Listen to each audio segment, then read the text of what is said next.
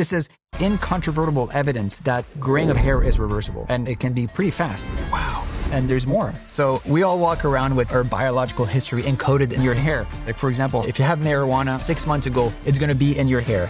I need to get a haircut. I'm joking. So my research lab had the idea that if we could find what was happening in this person's life when this young hair become old, then we could understand the mechanism of the aging process. So what is the secret to anti-aging? It's the proper allocation of energy. What's the simplest way you can explain that to me? So first, energy is real. And it's the difference between feeling like you can change the world or feeling completely drained. And a lot of people live on that end of the spectrum. And it's because there's a finite energy budget with a hierarchy of energy needs in the body. For example, we did an experiment because we wanted to know how much energy does it cost to worry about the future, to ruminate about yesterday. And we found that the stress hormone increased energy expenditure by 60%, right? So it needs to steal energy from some of the things that keep you young. So it's not the stress that burns us down, it's the response to stress. And the third piece is this: energy is from your mitochondria. And there's about 5,000 trillion mitochondria in your body. And so they made our bodies possible, and they can change how you feel. Well, I read that studies on brains of dead people have found that those with a greater sense of purpose have more efficient mitochondria. Yes, we are really in service of the mitochondria. They allow us to be alive. Okay, I've got so many questions for you based on what people wanted to know. Like how patients with ME, chronic fatigue or long COVID safely rehabilitate their mitochondria. What I consume, how does that impact the efficiency of the energy? If red light therapy impacts mitochondria, and is there anything I can do to have more energy available? But before that, I've heard you say that most diseases or disorders can be explained by understanding energy resistance. Yeah, we think there's increased energy resistance in cancer than Alzheimer's. Like fundamentally, diabetes is a disease of energy resistance. So is there anything I can do? There is. So you can start by... Guys, I've got a favour to ask before this episode begins. The algorithm, if you follow a show, will deliver you the best episodes from that show very prominently in your feed. So when we have our best episodes on this show, the most shared episodes, the most rated episodes, I would love you to know. And the simple way for you to know that is to hit that follow button. But also, it's the simple, easy, free thing that you can do to help us make this show better. And I would be hugely grateful if you could take a minute on the app you're listening to this on right now and hit that follow button. Thank you so, so, so much. Dr. Martin Picard, what is it that you believe, know, or understand that most people out there don't believe, know, or understand? We are energy. We literally are the energy that's flowing through the body. Mm-hmm. And that sounds a little woo if you don't have context. And that's, I think, something that we're just starting to have the right scientific framework to understand ourselves from first principles as energetic processes. In a nutshell, what is it that people are looking for when they listen to this subject of energy? Yeah. I think people want to understand what is energy and how can I have more energy? I can relate to that because sometimes, if I look through my life, sometimes I wake up and I feel amazing. And I really have, in my view, done the same thing. But then sometimes I wake up and I don't feel amazing. Yeah. And it feels kind of like roulette, like this sort of opaque mystery of how do I wake up with more days in a row and feel amazing, like I can take on the world. Yeah. And then there's also some friends that I have who are suffering with different things, whether it's chronic illness or long COVID or whatever, who repeatedly wake up and feel low energy for years, at a time. Yeah. That's a really tough place to be when you wake up repeatedly and you don't feel like you have the capacity, the energy to be in the world. It's a really tough place to be. And who are you and why did you commit your life to this subject? I'm a regular guy who, with lived experiences, who's gone through some tough things that have taught me lessons and have gone through wonderful things that have made me feel like life is really special and precious. And then I became a scientist, and as I learned the tools of science, I started to see and I discovered mitochondria. I thought this is an approach to start to bridge what's true about the human experience that we know from first experience empirically. And we know to be real, not because, some white coat wearing doctor or scientist, said, yes, energy is real. It's in your mitochondria. We know it to be real from first experience.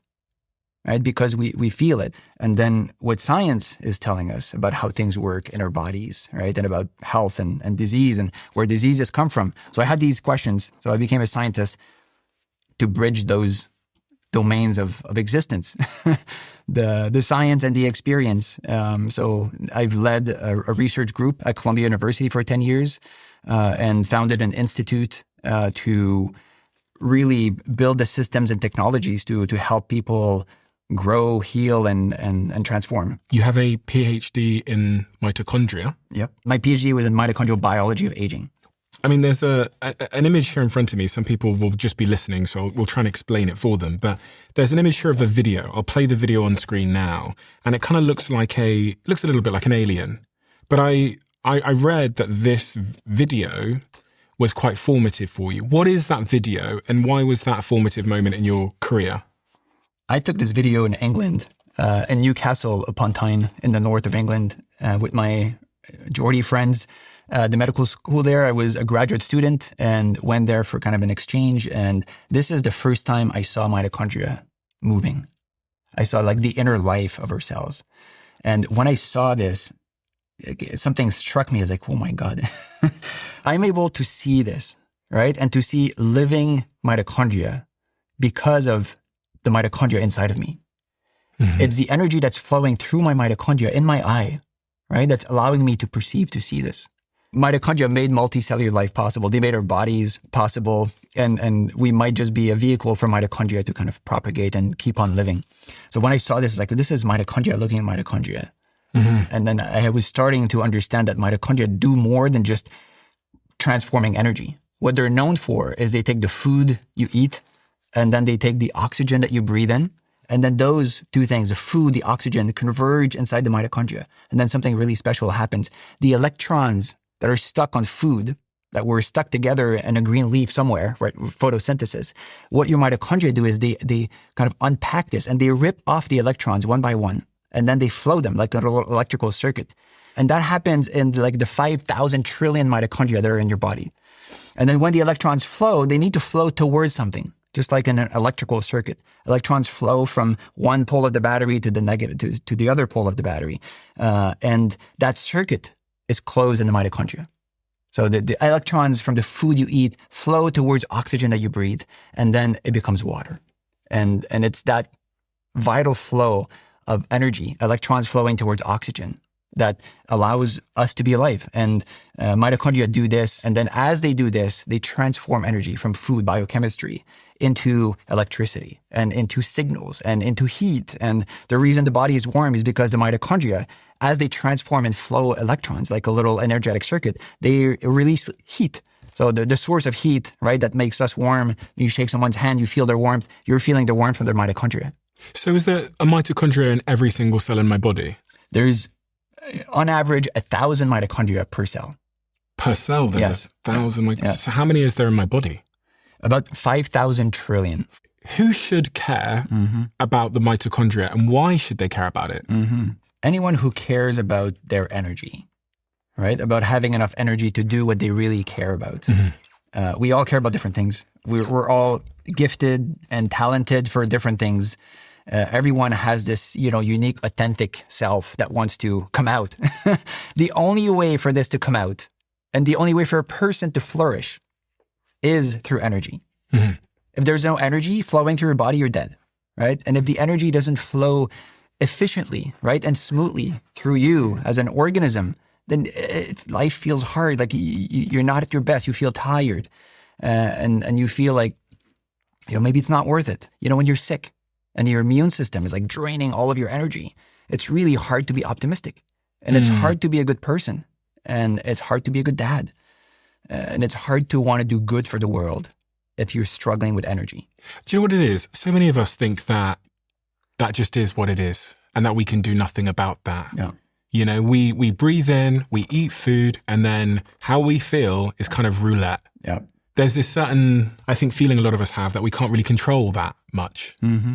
Where do we need to start to understand? Because the outcome I want from this conversation is I want to live my life with more energy to do the things that I want to do. And I imagine the people that are listening also feel the same way. So where does one have to start? I'd like to understand the basics and then move to the actionable stuff, like things I can do so that I live my life full of energy. Yeah. So there are three things that are really foundational to how energy works in the human body.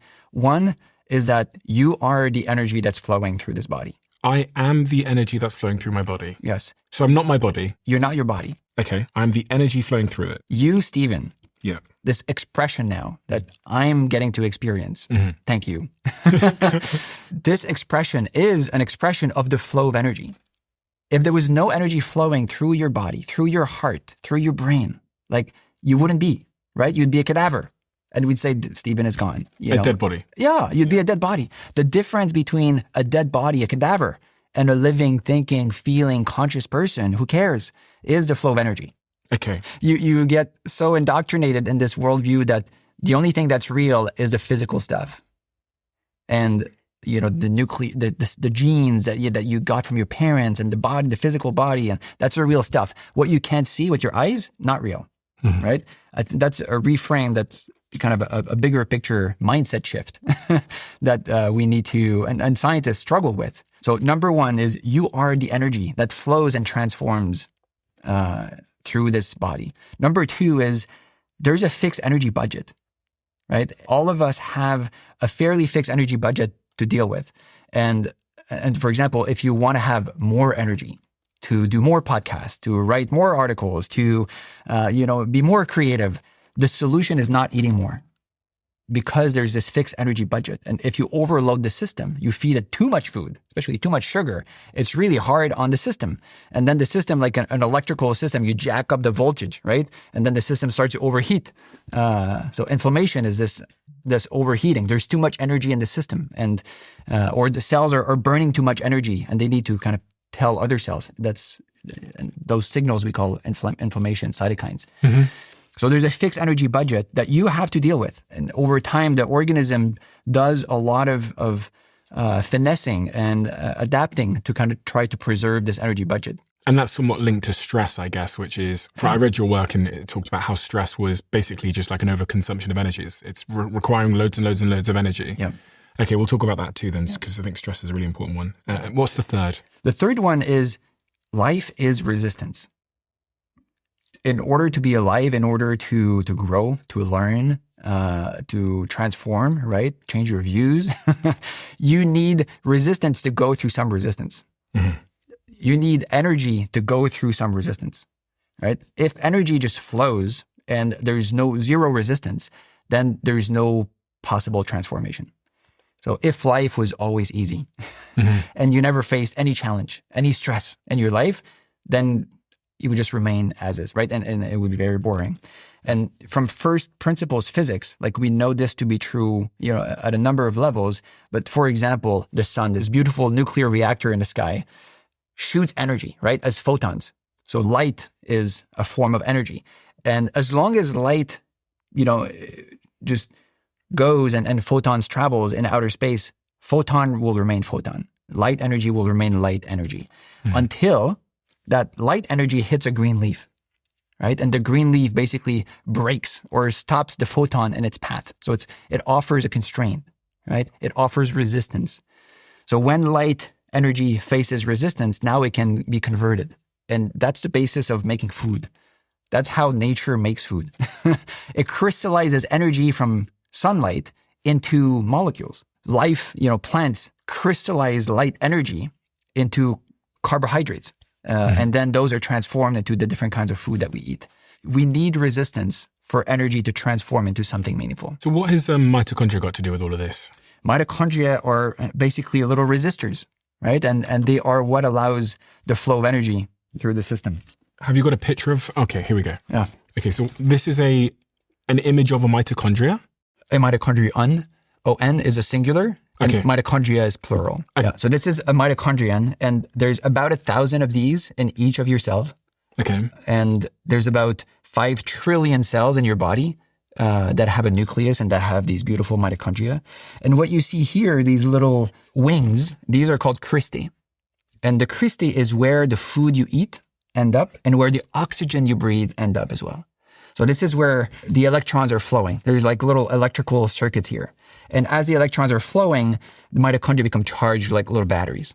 So effectively, a mitochondrion like this has all of these sites of oxygen consumption and food consumption, and then that gets transformed into a little charged battery. And once the battery is charged, the mitochondria can use that charge to make ATP, adenosine triphosphate, which is kind of the cellular energy currency. If a cell wants to contract, right, a muscle cell wants to contract in the gym, it needs ATP. So it calls upon the mitochondria, says, I need ATP. And then the mitochondria gets to work and then flows electrons, consumes some food, burns some oxygen. That's why you get out of breath. Right? So when you get out of breath is because the mitochondria are using the oxygen and calling for more oxygen. What we've been discovering is that mitochondria do a lot more than just making ATP. Okay. They use their energized state to produce signals, to receive information and then to produce signals. Oh, so they're talking to each other? They're talking to each other. And what are they saying? It's a whole collective, and they're talking to each other, kind of monitoring what's happening not only inside the cell, but outside the cell. So on the surface of mitochondria, all along, there are little receptors for all sorts of signals that tells this mitochondrion, is there enough energy? Are we running out of energy? Is there a stress hormone here? Should we be getting ready for, something dangerous? So mitochondria are like a little distributed brain, right? So they're like the intracellular brain. Am I right in thinking that they used to be bacteria? They are. Yeah, they did. Yeah. What is that story? Because I think someone said that to me before on the show, that our mitochondria are actually bacteria that from prehistoric times or something. So the story is about 1.5 billion years ago that there was two different types of bacteria. One type was able to use oxygen to transform energy, right? So it could fuel on oxygen and other food substrates. The other type could not. It was anaerobic. And the anaerobic bacterium was probably a little bigger and it had like a few more genes. And it could only ferment its food and kind of fermenting the food, spitting out, like lactate or like yeast does. And what happened is the big one either engulfed the small one, right? Or maybe the small one kind of infiltrated, colonized the big one. Mm-hmm. And the story goes that this basically gave a whole bunch more energy to the big cell. That's one perspective. And then with more energy, what can you do? You can evolve more complexity. The version I favor, based on the evidence we have, is that when mitochondria came in, and then there was this new structure, this symbiotic relationship, mitochondria basically gave the ability of the cell to perceive the environment in a different way and to compute information in a different way. So maybe the coming of mitochondria into this big cell made the big cell social. Because before this event, most of the evidence says that cells were asocial. They were little bacteria foraging for themselves and, kind of operating from a very selfish perspective, just trying to replicate, just trying to survive. When mitochondria came in, it gave those cells a different view on life. And then they're like, ooh, we could work together. How about you become a cell that gets energy, right? Mm-hmm. And I become a cell that moves, right? So then you're the gut and I'm going to be the muscle. And then together, those two cells can do a lot more, right? And fast forward a couple of billion years and here we are. Here we are, yeah. And that led to, bodies with organs, the liver feeds the rest of the body, the heart keeps things flowing, the brain kind of computes and plans. So that's division of labor. And it started with the mitochondria. You talked about energy resistance. I've heard you say that most diseases or disorders can be explained by understanding energy resistance. Give me a disease that's linked to energy resistance. The clearest is what we call insulin resistance or diabetes, right? Diabetes affects millions in the world. Fundamentally, diabetes is a disease of energy resistance. So if the resistance is too high... Because you have... too much energy pushed onto the system. Too much sugar, glucose. Yeah, exactly. Or if the mitochondria are impaired, right, and they can't flow energy, then the energy is kind of stuck. It faces greater constraints. It's like it wants to go in that direction, but then there's a barrier, and then another barrier. It's like water flowing, right, nice and smooth, and then there's like a dam, right? And if the dam has zero openings, right? Then the water accumulates, and then there's high pressure. And then at some point, the water accumulates and ends up flooding the landscape and then damaging things. So it's a bit like the same thing. If now you open floodgates on the dam, right? And then you can use that energy to make electricity, for example. You use the movement of the water to transform this into electricity. That's basically what the mitochondria do. And if you move and you're physically active, now the flow of energy through the mitochondria can transform into work, right? Into speed, into movement, right? Into lifting. Is this linked to cancer at all? Because it sounds, I mean, I don't know much about cancer, but cells dividing out of control seemingly randomly. Yeah, I think that there's a very good chance, if you look at the biology of cancer and what scientists call the hallmarks of cancer, there's like a 10-item flywheel of these are the core features of cancer. All of those features have some relationship, some very direct, with increased energy resistance. Right. So if energy can't flow smoothly and a cell is burning too much energy and it doesn't flow energy through the mitochondria, which is what cancer cells do. Cancer cells ditch their mitochondria and they revert back to this ancestral cell that didn't have mitochondria. It was anaerobic. It was spitting out lactate. And we don't really know why cells do this. It's called the Warburg effect. And the Warburg effect is when a cell, in the presence of oxygen, right? If it wanted, it could use oxygen, flow electrons through mitochondria and transform energy and live a nice social life like every cell in this social collective does in the body. What cancer cells do is they say, I'm not going to use my mitochondria, even if there's oxygen, even if my mitochondria can respire. And by doing this, it seems like cancer cells revert back to this ancestral cell, right? That just cares about itself. The antisocial cell. Yeah. Then the organism and the tumor will try to make more blood vessels around it. Right? It's called angiogenesis. So it's like the cancer cell trying to decrease energy resistance. It says, bring me more oxygen. So it's kind of like there's a sort of alien all of a sudden that decides it no longer wants to work with the rest of the organism and that it's going to be selfish and demand more and more resources for itself. And it multiplies itself with equally selfish little aliens. Yeah. And then the body responds by listening to it and giving it more resources. Is that what you're saying? Why do the blood vessels surround a cancer? Yeah, it's the cancer calling for, more energy. Okay. Yeah. So energy resistance is the product of two things, is how much energy is being demanded, right? Like how much power is being deployed in the tumor, for example, or in the working muscle. And then how much energy can flow through the system. That's like the equivalent of current in an electrical system. So if there's a lot of demand, right, a lot of power is being generated or a lot of activity is happening like in a cancer cell, but there's not enough flow to support that activity, then that increases resistance. So is there any understanding as to how those kind of cancers are caused? Like what causes that moment where, you talked about the Warburg effect? What causes that? The cancer community used to think that the main driver for cancer was genetic mutations. But there's an emerging perspective that changes in metabolism, changes in the way electrons flow through this energetic circuitry through the mitochondria can actually drive the instance of a new cancer cell. And then when a cell becomes cancerous, ditches its mitochondria, it goes back to this selfish state and then it makes more of itself. And it tries not to die. Explain that part to me, because I was reading about how cancer cells try and evade death. Yeah. The best way to think about this, I think, is as a social collective, right? Every cell in this organism cares about the same thing, which is preserving the life and the health of the whole being, right? So every cell in this body is in a social contract with every other cell, right? A cancer cell basically gets out of this agreement and says, no, I'm going to fare for myself. I'm going to take all the energy I can, and I'm going to make more of myself, and it goes into bacterial mode. That happens sometimes because of mutations, and it seems like there are other causes of this. Like, for example, hyperglycemia. What's that? High blood glucose, right? Diabetes is a major risk factor for developing cancer. Why is that? I don't think there are good explanations out there based on like the molecular framework of disease and the genetic mutation perspective.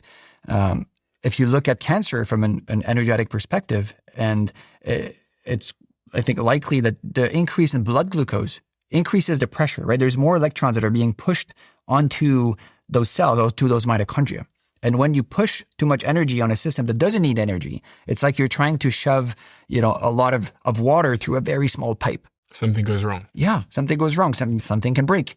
So the resistance is, if you push a lot of energy into a very small, container, or into a channel that can support that, then what happens kind of physically is an increase in the resistance to the flow.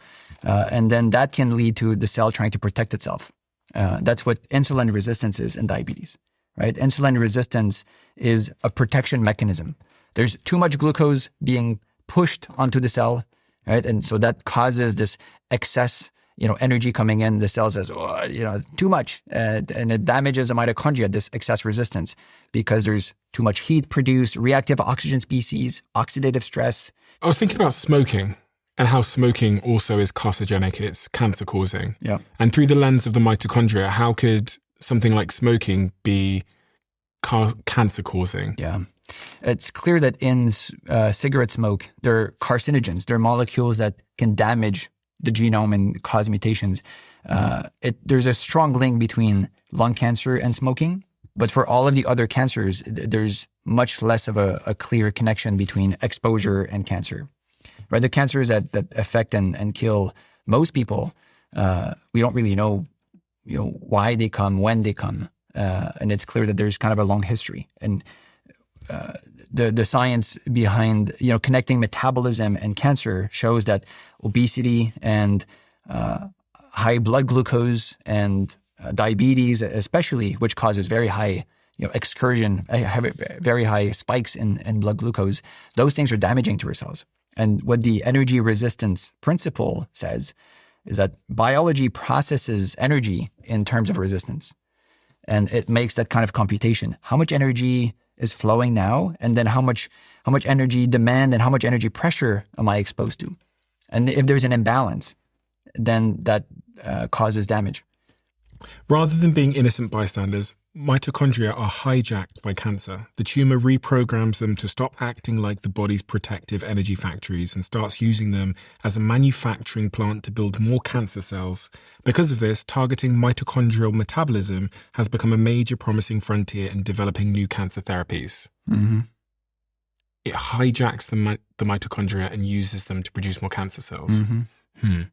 So a normal cell is driven, its behavior, it's driven by the mitochondria. It's like mitochondria are in the driver's seat, right? Mitochondria can basically call the shots. Is the cell to live and divide, right? Or is the cell to contract and remain this kind of cell? Or if it's a stem cell, is it to divide or remain a stem cell? Or is it to die?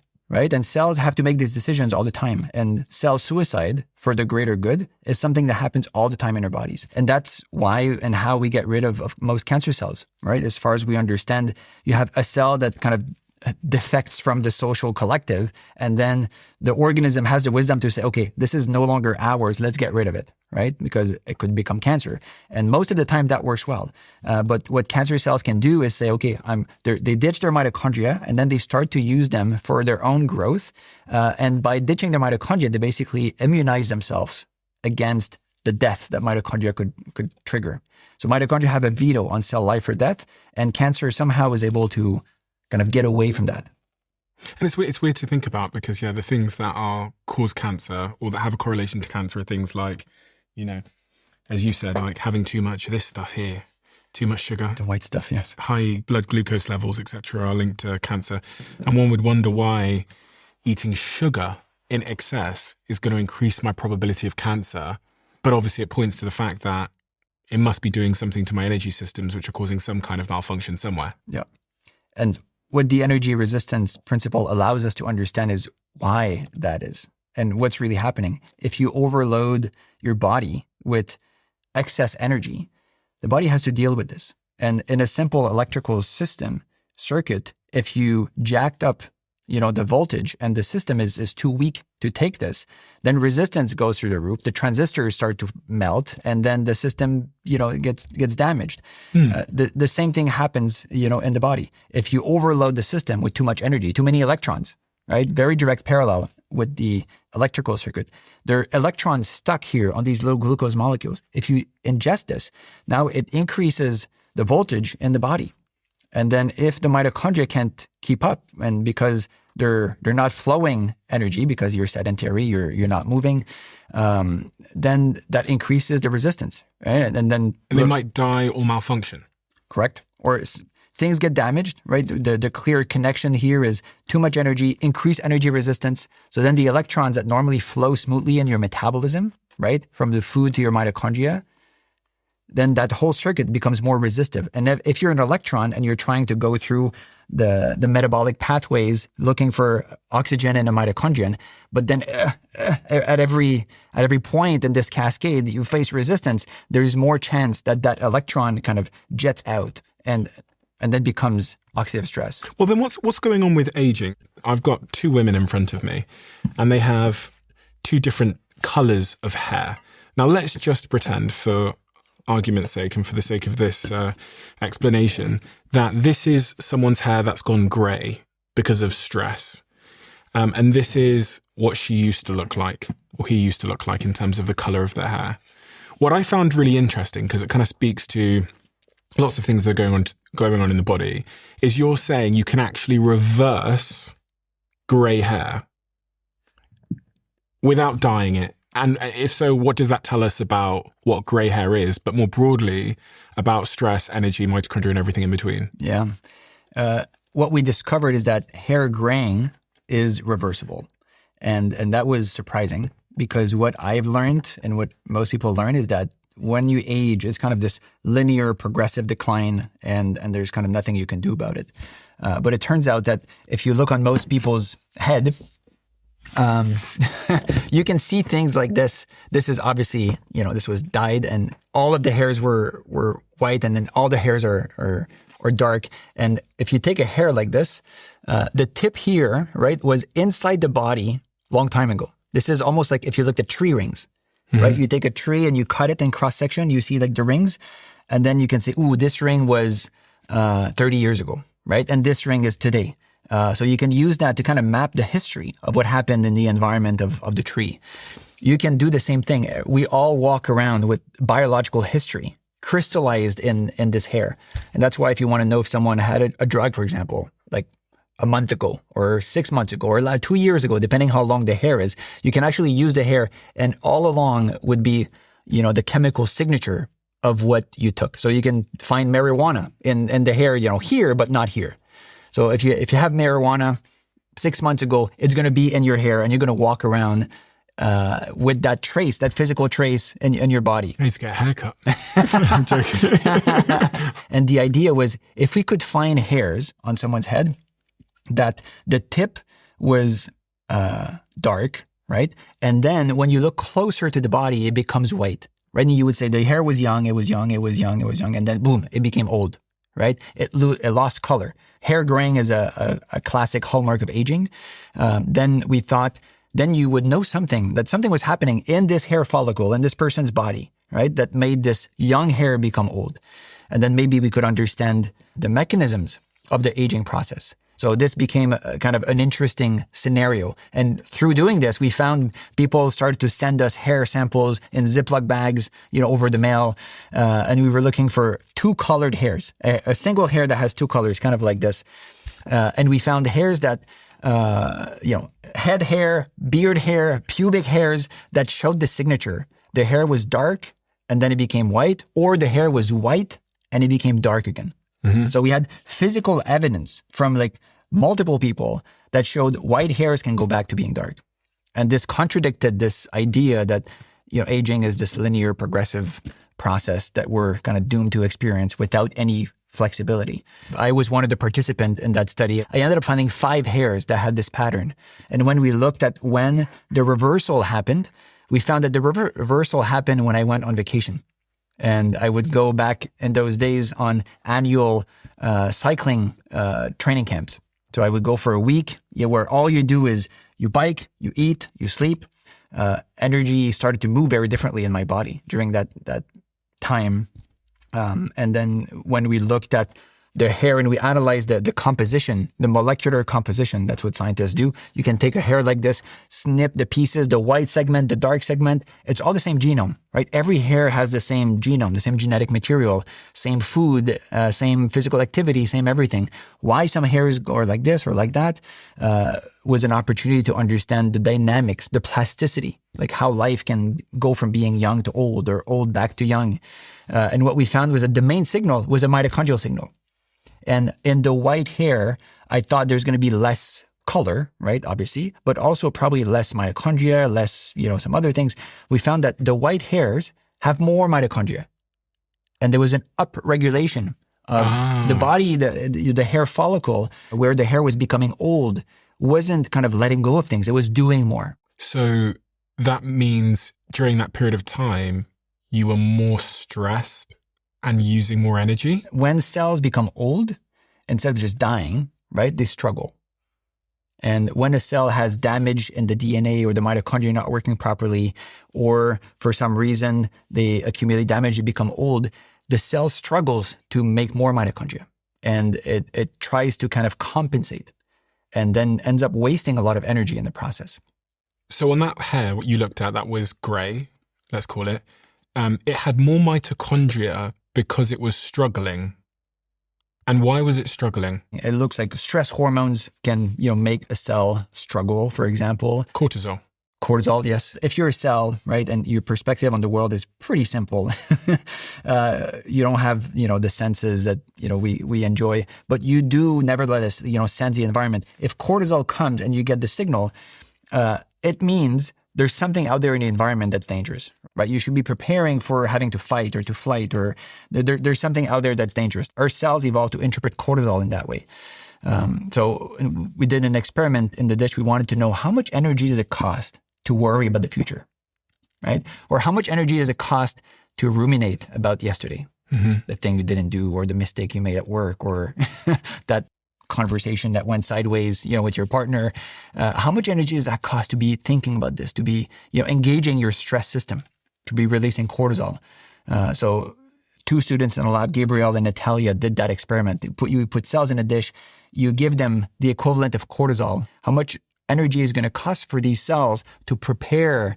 There's nothing damaging to the cortisol itself, but the cortisol is a signal that there might be something dangerous outside. Right? That's like when you're sitting down, you get an email, you're like, oh, I might lose my job, right? Or I might not get this contract. And then you have this whole stress response. Your heart starts to beat faster. How much energy does that cost? So in cells in a dish, we can isolate that question really well. We found that the stress hormone increased energy expenditure, right? The cost of life, by 60%. So when I'm stressed, I'm using 60% more energy theoretically. I don't know about you, but cells in a dish. Okay. So the beauty about like bodies and, with the mind and, this complex organism, they're buffering systems, right? So I don't think your energy expenditure increased by 60% if you're stressed out, but it increases somewhat. What is that graph there? So there are 2 graphs here. The top one is the color of the hair. Of a single hair from a young Asian woman who was part of the study. And what we see here, this is called the hair pigmentation pattern, the HPP, that we developed in the lab to understand quantitatively, bring science to hair graying and reversal.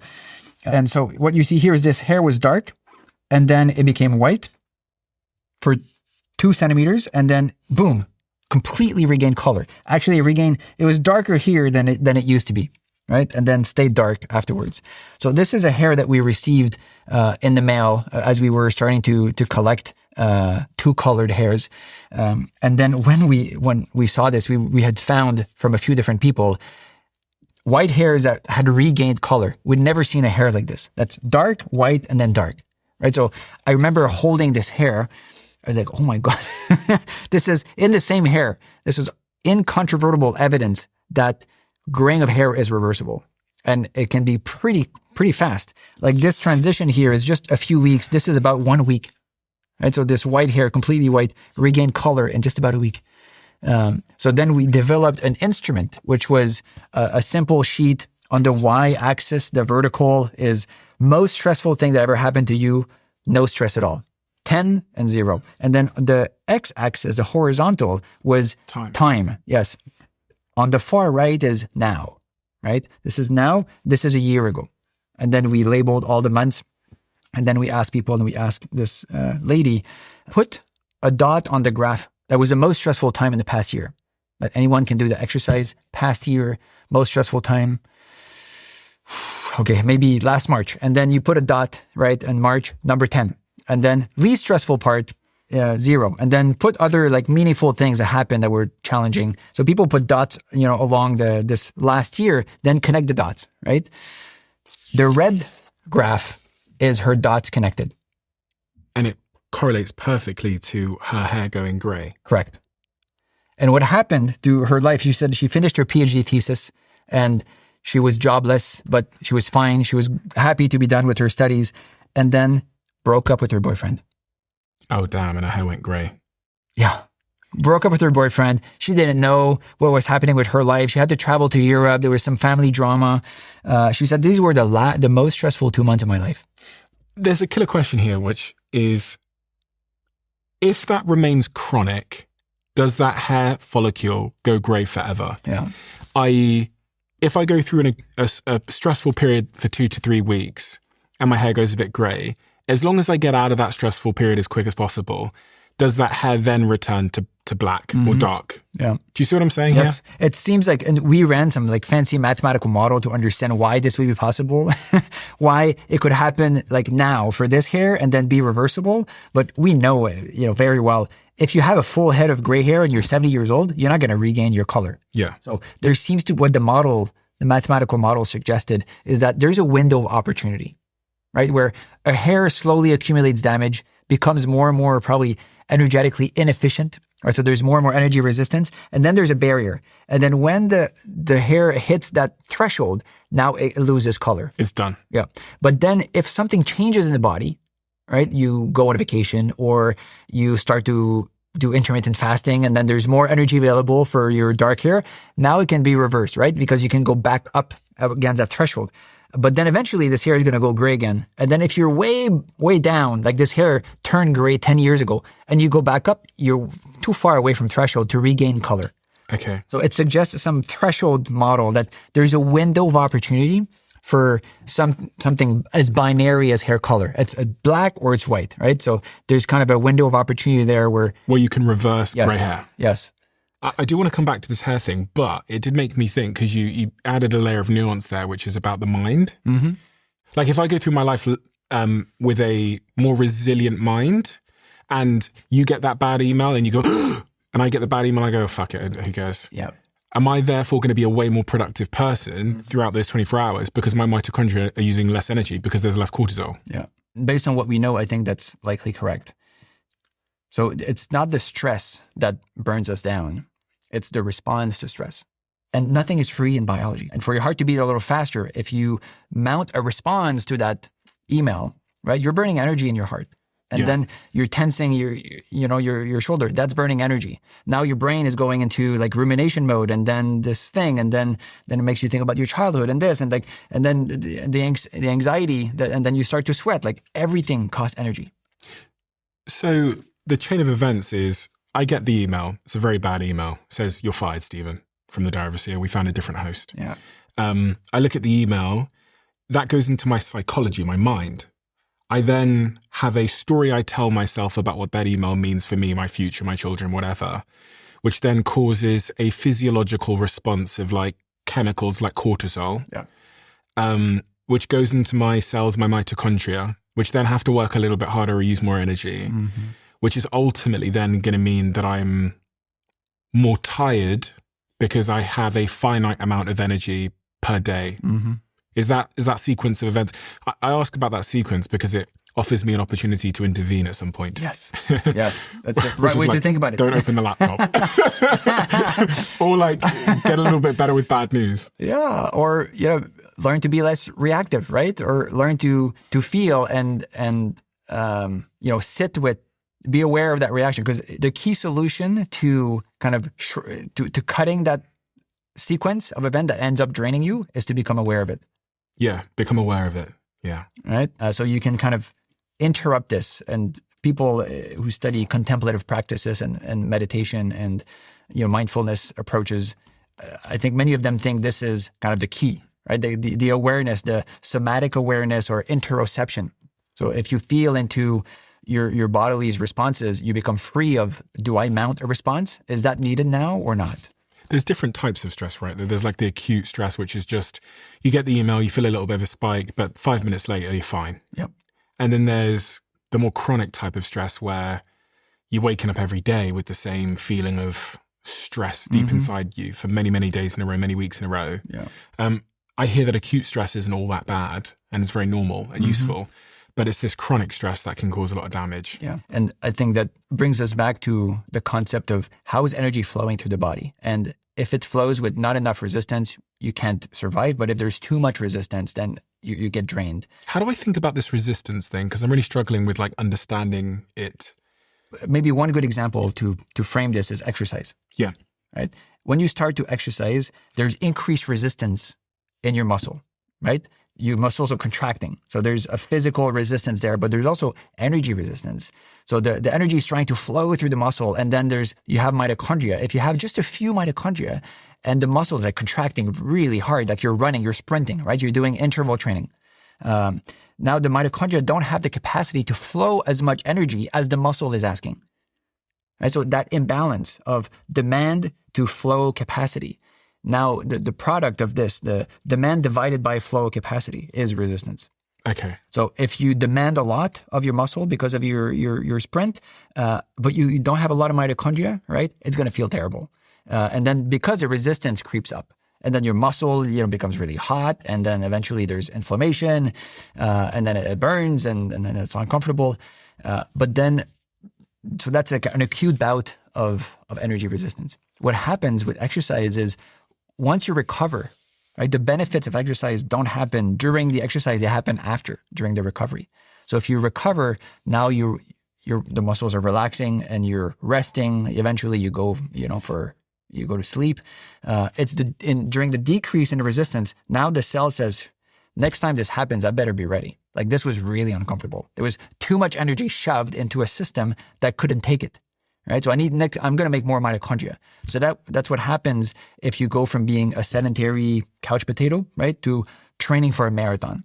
You can double the amount of mitochondria you have in your muscles. And that's the system feeling the rise in resistance. Like I don't have the capacity to flow that much energy, and then adapting for this for the next time. And said, next time I'm going to be ready. Let's make more mitochondria. So that's probably where the benefits of exercise come from.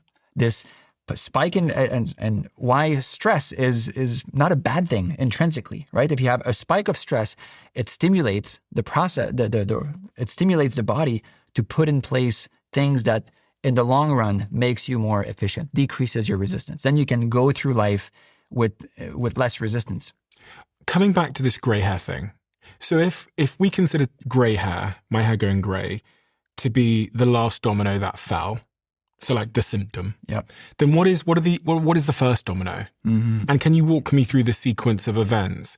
Because one would assume that if I understand that sequence of events, I can also understand how to then reverse it. Yep. How to kind of I've got a couple of grey hairs now. And I actually anecdotally do think, weirdly, now you've said this, that I have like grey hair flare-ups where I'll go through a couple of weeks or months of doing something and I'll look in the mirror and be like, what? I have 12 now?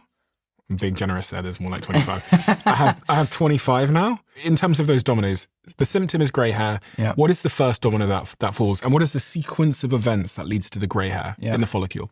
So there's a finite energy budget. Mm-hmm. And then what the organism does is it allocates energy in different places, like a business, right? You have this budget. Do I put more energy here? Do I put more resources here? If so, I need to take resources away from here, right? So as stress happens in your life, it pulls energy away from some of the things that keep you young, right? So there's a kind of a hierarchy of energy needs in the body. Not everything can be prioritized the same way. Do you know Maslow's hierarchy of human needs? Yeah. So Maslow's insight was, Oh my God, I just freaked out. My hand reached down and I just felt someone's head. It was just, I was like... Acute stress response. Yeah, I just got, cortisol fled. Sorry. Maslow's hierarchy of needs. Yeah. So there's a hierarchy of energy needs in the body that works similarly to Maslow's hierarchy of needs. Maslow said, for a human being to be fully realized, first, you need to have safety and food and shelter secured, right? Once you have this and you feel this is kind of covered in your life, then you can start to think about building relationships with other people, right? Loving relationships. Once you have this settled, now you can start to think about building your skills, right? Like becoming really good at something. And then once you have this covered, now you can devote energy to the more frivolous things like spirituality, what you call self-actualization, and kind of becoming your best self, flourishing. So he saw this very much as this needs to be covered. And when things get really hard and there are constraints on your life, the first thing to go is the top of the pyramid, right? Your meditation practice or the long-term type, like I'm going to be a better person. No, like I need to make sure we can put food on the table next week, right? So this hierarchy of human needs, I think, aligns with hierarchy of energy needs in the body. And as far as the importance of hair color goes, it's pretty low on the hierarchy.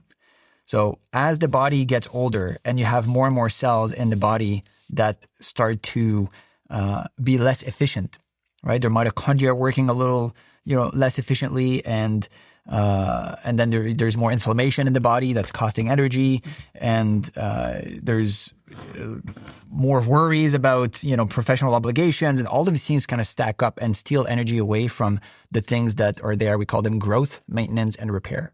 These are like the anti-aging processes in the body, and those need energy, but they're not as important as facing the stressor that you think is life-threatening now.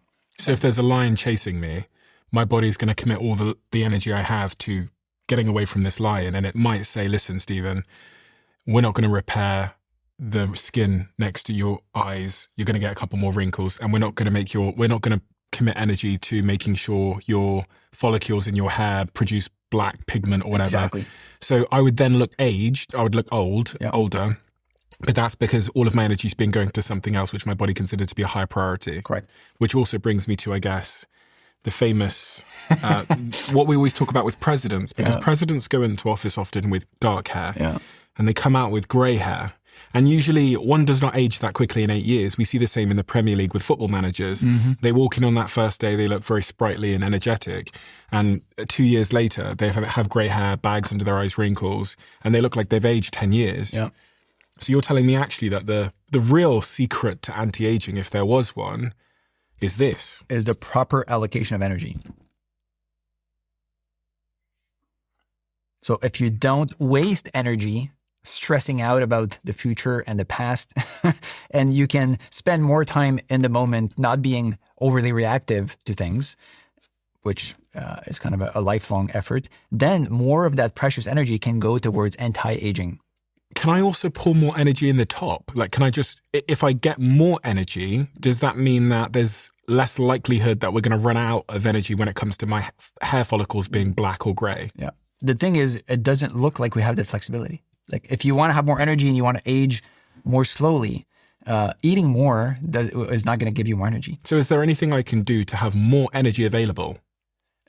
You can become more efficient. I can become more efficient, but I can't put more in? No. And how does one become more efficient then? You said about stress. Okay, I'm going to live a less stressed life. Yeah. It seems like there's a few things that we know makes organism more efficient. One is exercising.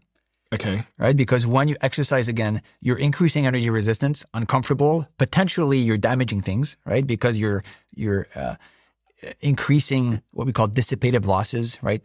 Oxidative stress and all sorts of things happen during the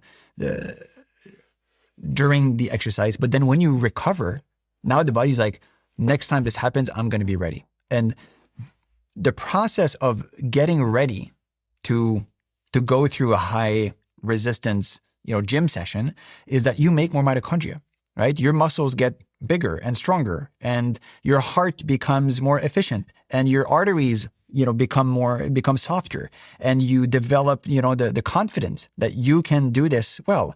And then it becomes rewarding. It becomes enjoyable. So all of these things, now that you're off the gym session, right? You spent an hour in the gym telling the body, this is what we're going to do in the future. And then the body's like, okay, I'm going to get ready. If there's a fixed energy budget, the only way really to get ready for this is to become more efficient.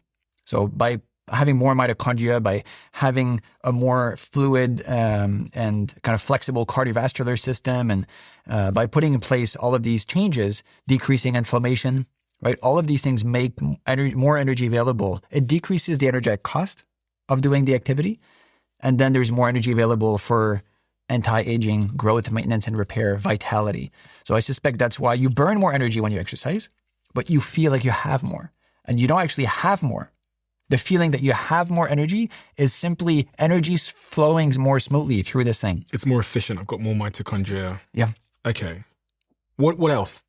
What about food? I've got coffee here. I've got some alcohol here. I've got the sugar. What I consume, how does that impact the efficiency of the energy flowing through my body? Yeah, great question. Alcohol.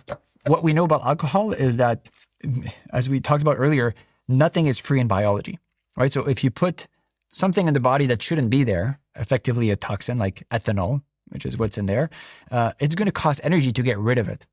So there are detoxification systems in your liver primarily that takes alcohol, breaks down the molecule, and then you can pee it out, right? Or metabolize it for energy even. So there's a bunch of energy in ethanol. But when you take alcohol, it doesn't give you more energy. If anything, the next day you feel like shit. Because what happens is you waste energy degrading the alcohol, right? And even though it's a net plus, you're putting calories in the machine, in the body. But what ends up happening is you burn energy getting rid of it. So there's a cool study where they brought people in, they gave them a bunch of alcohol. They're, effectively drunk. And then they measured how much energy are they burning. And you can do those kind of studies. We've done those studies in the lab. In a small room, you put a human being, and then you just measure how much energy does it cost for them to stay alive, right? And you ask them to not do too much. In this smaller room, they're just sitting down reading a book. And then you can ask them, okay, now drink this alcohol. And then you measure, you minute by minute, they drink the alcohol. And then you start to see, ooh, it climbs up. So the alcohol, even though you feel relaxed, inside, under the hood, the body's like burning energy to get rid of the alcohol. And other toxins probably work the same way, pesticides or kind of the things we eat that we shouldn't be eating. The reason why those things might be bad for our health may be because they steal energy away from, a growing body, for example. There's good data in South America. Children who are exposed to more pathogens, right? There's no sanitation. They walk barefoot. They eat stuff, that's not clean. Then they have more pathogens in their gut, right? There's more virus, bacteria, and parasites. It costs energy to fight those things off. That's why you feel like shit when you're burning, when you're fighting a flu, for example, right? Your immune system, your immune cells are like, whoa. Virus like COVID or, any, seasonal flu virus, the immune system goes into overdrive to kill this virus and get rid of it. And then the immune system steals energy away from the brain, from your mind. And then you feel like, oh, everything is so difficult. You just want to be in bed over covers. You feel cold, which is strategy to basically save energy. So all of what's called sickness behavior, right? All of those features of your behavior, you become asocial, right? Your skin is more sensitive, so you avoid moving. It's like all of those features can be understood as energy conservation strategies. Stressors, alcohol, parasites, all kind of have this increase the cost of living. And then because there's a cap on your energy budget, then that energy needs to be coming from somewhere else. And if you're in those states for long periods of time, you're in a chronic state of, I guess, like energetic distraction is the way I think about it. That's a cool way to think about it. I was thinking about it like if my body has an army of 10 soldiers, and usually those 10 soldiers are like at work doing the things that I need to do to survive and grow and flourish. And then when I have one of these, I don't know, some sort of toxic substance comes into my body, you're basically saying that 4 of those soldiers have to be reassigned to go deal with this invader. And so now I only have 6 that are focused on everything I need to flourish, which is why I probably feel shit sometimes. Yeah, exactly. And if there's only 6 working on my, fundamental requirements to flourish, then some of those things are going to have to give way. And I might end up with grey hair, and I might end up with wrinkles, or maybe my brain won't function the same, maybe a disease. Yeah. My immune system won't be taken care of in the same way. Yeah. Immune system won't be there clearing the cancer cells, for example. And the repair processes that happen all the time in the brain, right? Clearing out proteins that you don't need, repairing DNA that's gotten damaged, making new mitochondria. All of these processes happen like every day. Every day you go to a little phase of getting rid of the things that don't work too well to make more of the things that work well, like mitochondria, quality control it's called, right? So there's this quality control cycle. Old mitochondria that don't work too well anymore, they get degraded. It's called mitophagy. Autophagy is self-eating. Mitophagy is self-eating of the mitochondria. So when a cell, for example, is hungry, if you pull energy away from the cell goes into a mode like, oh shit, I might run out of energy. I need to be really efficient here. So let's get rid of those mitochondria that aren't really contributing their share. And then I'll have just the best functioning mitochondria. And then when food comes back on board, the cell makes more of the better ones. It made me think of Alzheimer's and dementia, weirdly, because I don't really know a huge amount about Alzheimer's and dementia, but I know that something clearly goes wrong in the body that produces these plaques. And you often hear that there's lots of things we consume or do that increase our probability of getting Alzheimer's and dementia. Yeah. So is that at all linked to the same sort of like energy distraction? Yes. It's been long believed that the plaque, right, that you've heard about, amyloid plaques and tau tangles, and there's kind of this idea that the brain accumulates proteins, and it's those proteins that cause Alzheimer's. I think that's what most people have heard, what most people believe, because it came from white coat wearing scientists and university professors. That is not the truth. And what is more true is, and let me just say why it's not the truth. You can have people in their 60s, in their 70s, in their 80s, 0 protein deposits in the brain. We can image this now pretty well with neuroimaging. You can have people 0 protein deposit in the brain, and they have full-blown Alzheimer's and dementia. And you have the other extreme, people with loads of amyloid plaques and tau tangles, completely normal cognition. So those extremes really tell us this hypothesis, this amyloid, protein aggregates in the brain as a driver of dementia and neurodegeneration is not correct. What we know happens energetically in the brain is that initially in the early stages of Alzheimer's, there's kind of an increase in energy demand in there are specific brain regions that tend to be more affected. In some people, not all people, tend to have those protein deposits. Those regions start to burn more energy. This is early phase, right? And then at this point, probably this is the brain trying to cope, right? It's like something's not working great, but it's working harder, right? Like with the gray hair. Yeah, exactly. And then over time, those brain regions become hypometabolic, and then that's when you start to have symptoms. What does that mean? It's when people start to have memory issues and... you said hypometabolic. Hypometabolic, yes. This is hypermetabolic is kind of this energy distraction you were talking about. Like there's more energy being burned here. Normal metabolic is, you use 100 units of energy for the brain and let's say this brain region. 100 units of energy is what this brain region needs to just sustain normal, healthy functions. If there's a problem with the mitochondria, or if there's a problem with, the cell communicating with the synapses, right? The cells talk to each other through these things called synapses. If there's a problem, now that part of the brain is going to need to do more work to compensate. And then we know something happens with neurodegeneration and Alzheimer's is inflammation, neuroinflammation. That basically means there are some cells in the brain that are trying to heal the brain. And part of that healing process is kind of a stress response locally. And then that stress response leads to the secretion of little proteins we call cytokines. And then it's basically those cells saying, something's wrong. We need to fix this. So that costs energy. So you have those cells that get activated. They secrete those proteins to say, please help. We need to reestablish homeostasis. We need to reestablish normal, healthy balance. But that process of reestablishing, of healing, costs energy. Just like when you're post-exercise, your muscle invests energy to become stronger. So in that kind of early phase, metabolism is when you spend more energy. Function, some people have called it. And then eventually, it seems like those brain regions get tired out, and then they become hypometabolic, so they burn less energy. So if you look at the brain of someone with Alzheimer's, there are these regions that burn less energy. And energy is so central to everything, including cognition, right? In order to have an idea and to be conscious of that idea, you need to burn energy. So the brain kind of burning less energy in later stages kind of reflects this lack of function. It's difficult to remember, old memories. It's difficult to make associations. It becomes difficult to plan in the future, and to regulate your emotions. And, a lot of people with dementia end up having kind of mood issues. They become really depressed. And Is this why they call it type 3 diabetes?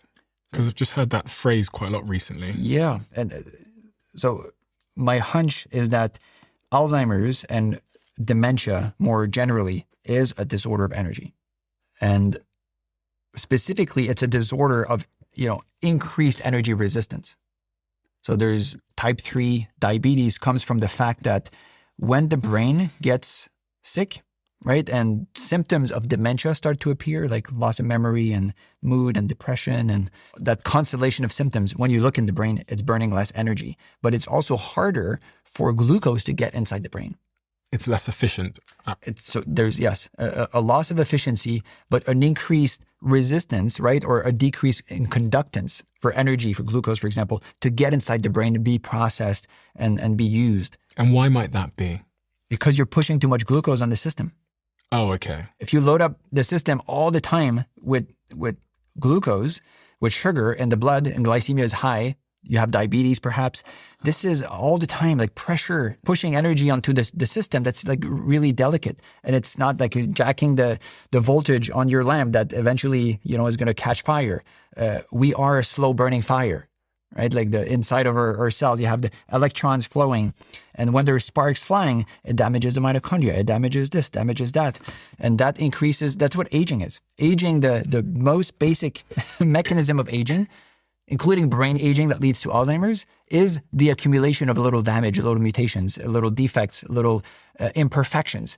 And as the imperfections accumulate, the system becomes less efficient. Insulin resistance, basically, and diabetes refers to the fact that muscles, but also the brain, has the capacity to say, I can't anymore. Like glucose, too much for me, too much resistance, too much damage that I'm exposed to. So if you're a muscle cell and you want to protect yourself against this excess energy pressure, right, from the glucose, from the electrons, you can become insensitive or resistant to insulin.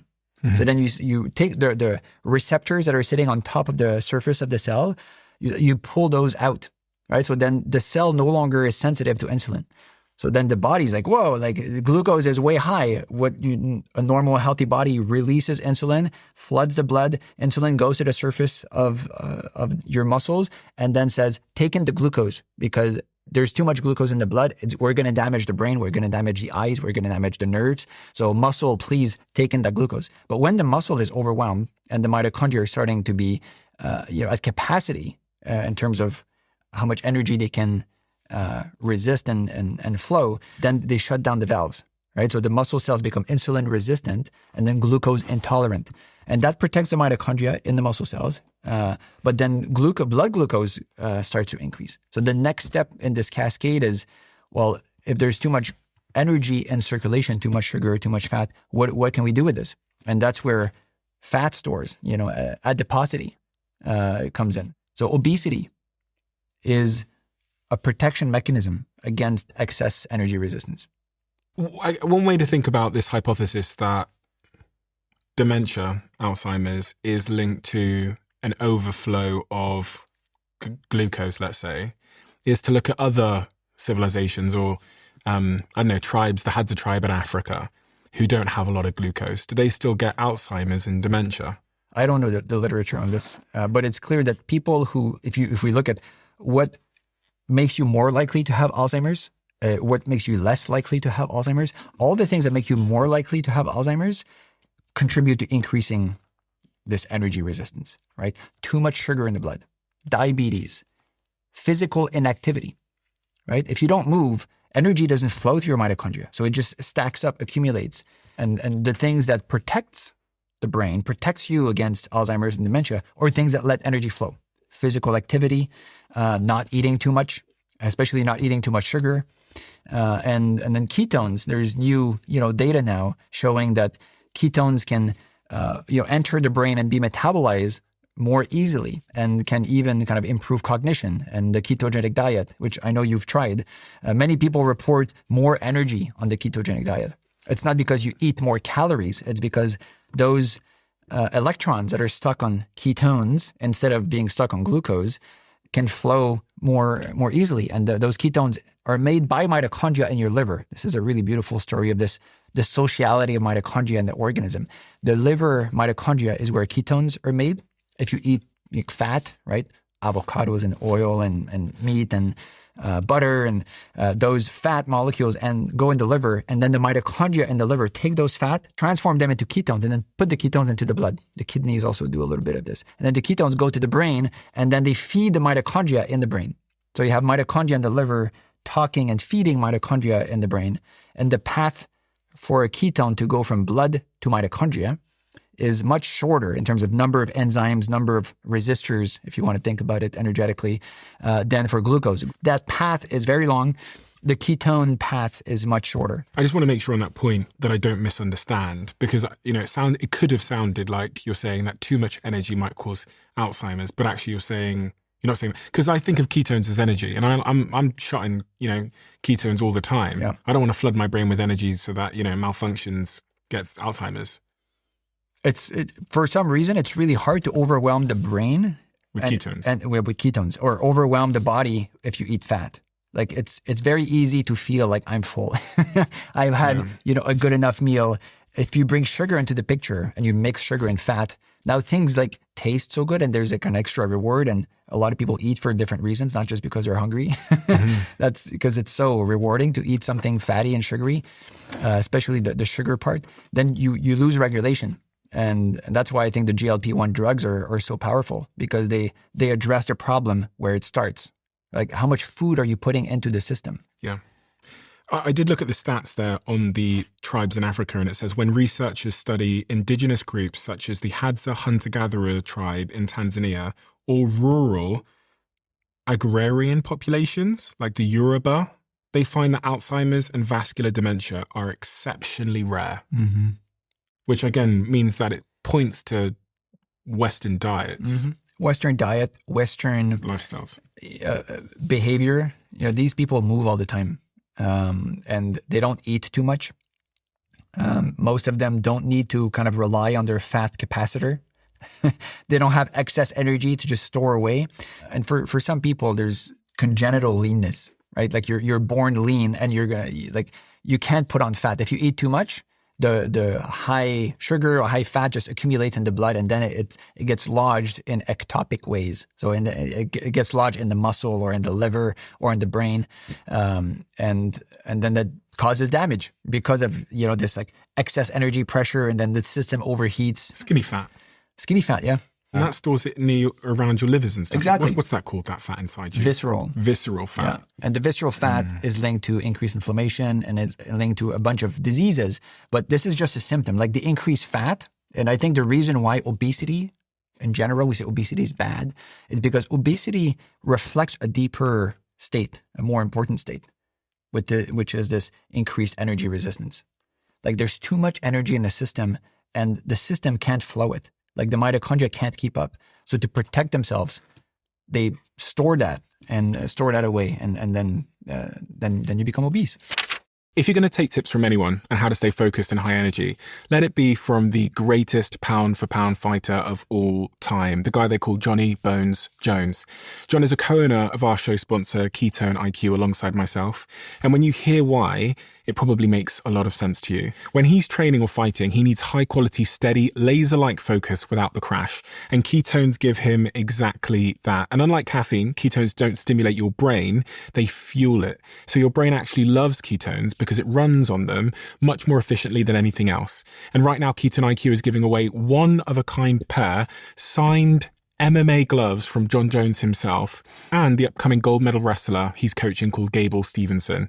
They are very, very rare. And if you want your shot at winning them, go to ketone.com/Steve and to enter to win. No purchase necessary. Terms and conditions apply. And you'll also get 30% off your first subscription order, exclusive Ketone IQ merch, and of course, your shot at these signed gloves. You guys know that I only drink one type of coffee these days, and it's called Cometia. If you don't know the brand, they flash freeze coffee at the perfect moment to lock in all of the amazing flavor. They've done something incredible. They've gone all around the world and they found the most delicious coffees from all of these places, and they've created a world mug competition box that you can buy. So if you want to try coffee from Honduras or Panama or England or the USA or Italy or France, you can then order that particular coffee on subscription to come to your house. No machines necessary. Not only are they our sponsor and a company I have invested in, it is the only coffee I drink now. Actually, this morning when I came to work, I put a Cometia, one of these red ones, which is another one of my favorites from France. So if you want to try your own Cometia, they've reserved a certain amount for Diary of a CEO listeners. Just go to cometia.com/DOAC and you can get $20 off if you use the code DOAC at checkout. So on this point of food then, fasting, autophagy, all these words that I've heard, if you were giving me advice on everything you know about how to create a body that is very, very efficient in how I deal with the energy that I have, what advice would you give me as it relates to eating? Develop that awareness of what your body needs. So when I think about how I eat, I don't think about, my weight or my body. I think about how am I feeling? And do I need more food, right? Am I depleted, or am I tired and exhausted because there's too much food on board and my organism is struggling to keep up with this excess friction or excess, energy pressure and on my brain, on my mitochondria. So I think about it from the perspective of my mitochondria. What do my mitochondria need? And in general, it's much harder to, deplete the mitochondria, not eating too much. So if you're thinking about, okay, there's this food there, do I snack? Do I not snack? Generally, eating too much, there are clear consequences to this. It increases the resistance or the friction in your mitochondria. Not eating enough is typically innocuous for most people. And because we have stores, don't we, of glycogen, and we have stores of glucose in our body, in our muscles anyway. So if we were running low, then our body can go get some fat, metabolize it. Exactly. Make ketones. Yeah. Yeah. Most people have enough energy on board, right? In the form of fat, some glycogen in your muscles and your liver, to live at least a month. I mean, I'm a big fan of survival documentaries. Uh-huh. And one of the most remarkable things you see in survival documentaries, I'm even thinking about some that I've watched, is people can survive for seemingly months without eating anything. Yeah. They can't survive for long without water. Yeah. But they can survive for months without eating anything because their body will start to kind of go into its reserves. Yeah. And break down muscle and all these other things. Yeah. Yeah. The world record for not eating is over 300 days. Wow. Irish man. And he lost, I forget the exact numbers, 250 pounds, 300 pounds. What does this say about hunger? And also, what does it say about this society we live in where we have, some people have 5 meals? Some people basically just eat from morning till night, Yeah. I think a lot of us eat not because we're hungry. I think a lot of us have learned to eat to subserve some other need. And eating is quite rewarding. It taps into the same systems, as gambling and kind of connecting with other human beings. So we know some people eat emotionally, right? And when they're stressed out, they eat more. And so I think hunger is something to be skeptical of, because there are many pathways that I think kind of converge on hunger. If you feel sad, you feel bored, hunger will kind of get you out of boredom. because of the salt, because of this, especially if you had salty, sugary things around. It's a rewarding thing that will get you out of other uncomfortable sensations. I think most of us overeat. That's a good general assumption to make. You're probably overeating. I think I probably am. It's harder to overeat if you restrict your eating window, right? And that works really well for some people. Like eating, for example, a very severe kind of window would be 2 p.m. to 6 p.m., right? So you eat for 4 hours and you kind of put this around dinner time so you can be social with your partner or something like that. That tends to work well for a lot of people who have been in the habit of overeating. And my dad, still thinks to this day, he's 69 now, that breakfast is the most important meal of the day. That's what he learned when he was a kid, and he wants to believe that this is true. I don't think it's true for most people. And especially if you're in your 60s, 70s, right? Like metabolism changes. And if you're always eating, the body never goes into this state of, I must be efficient, right? And then if you go into that state of, I must be efficient, you accumulate poorly functioning mitochondria. And then there's more friction, in your whole body. There's more inflammation, which is a signal of that energy friction or resistance. And then you don't feel as good, right? You don't feel you have as much energy. So many people who go from eating 3 meals a day, plus or minus snacks, to like intermittent fasting, they just say, I'm going to eat whatever I want, however much I want, but just in those 4 hours or 6 hours. Most of those people have a lot more energy. They experience, right, that they have more energy. It's not because there's more energy in their body. If anything, they're putting fewer calories in the body, but the way energy flows now, it flows more efficiently. And we don't perceive the amount of energy, we perceive the flow energy or the transformation of energy. And I was just reading there that it says that this idea that breakfast is the most important meal of the day came from an advertising campaign that was designed to sell cereal and bacon. Before the Industrial Revolution, breakfast wasn't a heavily scrutinized meal. People often just ate whatever was left over from the night before, or they ate a quick, heavy meal before going out to do physical farm labor. But as people moved into cities and took sedentary office jobs, those heavy, greasy breakfasts started causing widespread ingestion. Ingestion? Enter Harvey Kellogg's. Yes, that Kellogg's. He ran a famous health sanitarium and believed that a clean, light, grain-based diet would cure ingestion and improve overall health. He co-invented cornflakes, and he and other cereal pioneers pushed the narrative that a healthy, cold cereal breakfast was essential for a productive day. And your dad bought it hook, line, and sinker. Yep. I mean, a lot of people did. Everybody did. And I did until recently, until I started to feel into this. I would have this big bowl of cereals. That's how I grew up as well. And then I would feel this low, low energy. And I think now I understand why, because I was overloading my system with way too much kind of rapidly available sugary energy that I didn't need. And then the body needs to find a way to handle this. Either you get fat, which I can't do, so then it goes kind of to my brain and then makes me feel lousy. So on this point then, just to close off on this diet question, if I want to feel really, really optimal on a given day, I probably do want a smaller eating window, and I probably want to eat just what I need. And I want to not overeat. Yep. I don't want to undereat, but I don't want to overeat. If you undereat, you're going to pick it up tomorrow. I'll pick it up tomorrow anyway, so I'll be fine tomorrow. Yeah. But the worst thing is overeating today, which is going to impact my performance today. Correct. And food is one thing that influences where energy goes in the body, how it flows. And just maybe to close the loop on that example, like when you're sick and you're fighting an infection. Yeah. I had a beautiful opportunity to understand, not just understand, to experience this one day. It was New Year's Eve, 31st in the evening, and I started to feel like a little scratchy throat. I'm like, oh, I think I'm getting sick. So I go to, the evening dinner. I didn't cough or anything. I don't think I was contagious, but I just could feel, right? Like something was coming up. I felt terrible. I had started to have full-blown flu symptoms. Went home early at 9 p.m. And then I went to bed. It was a horrible night. I felt, I was in pain.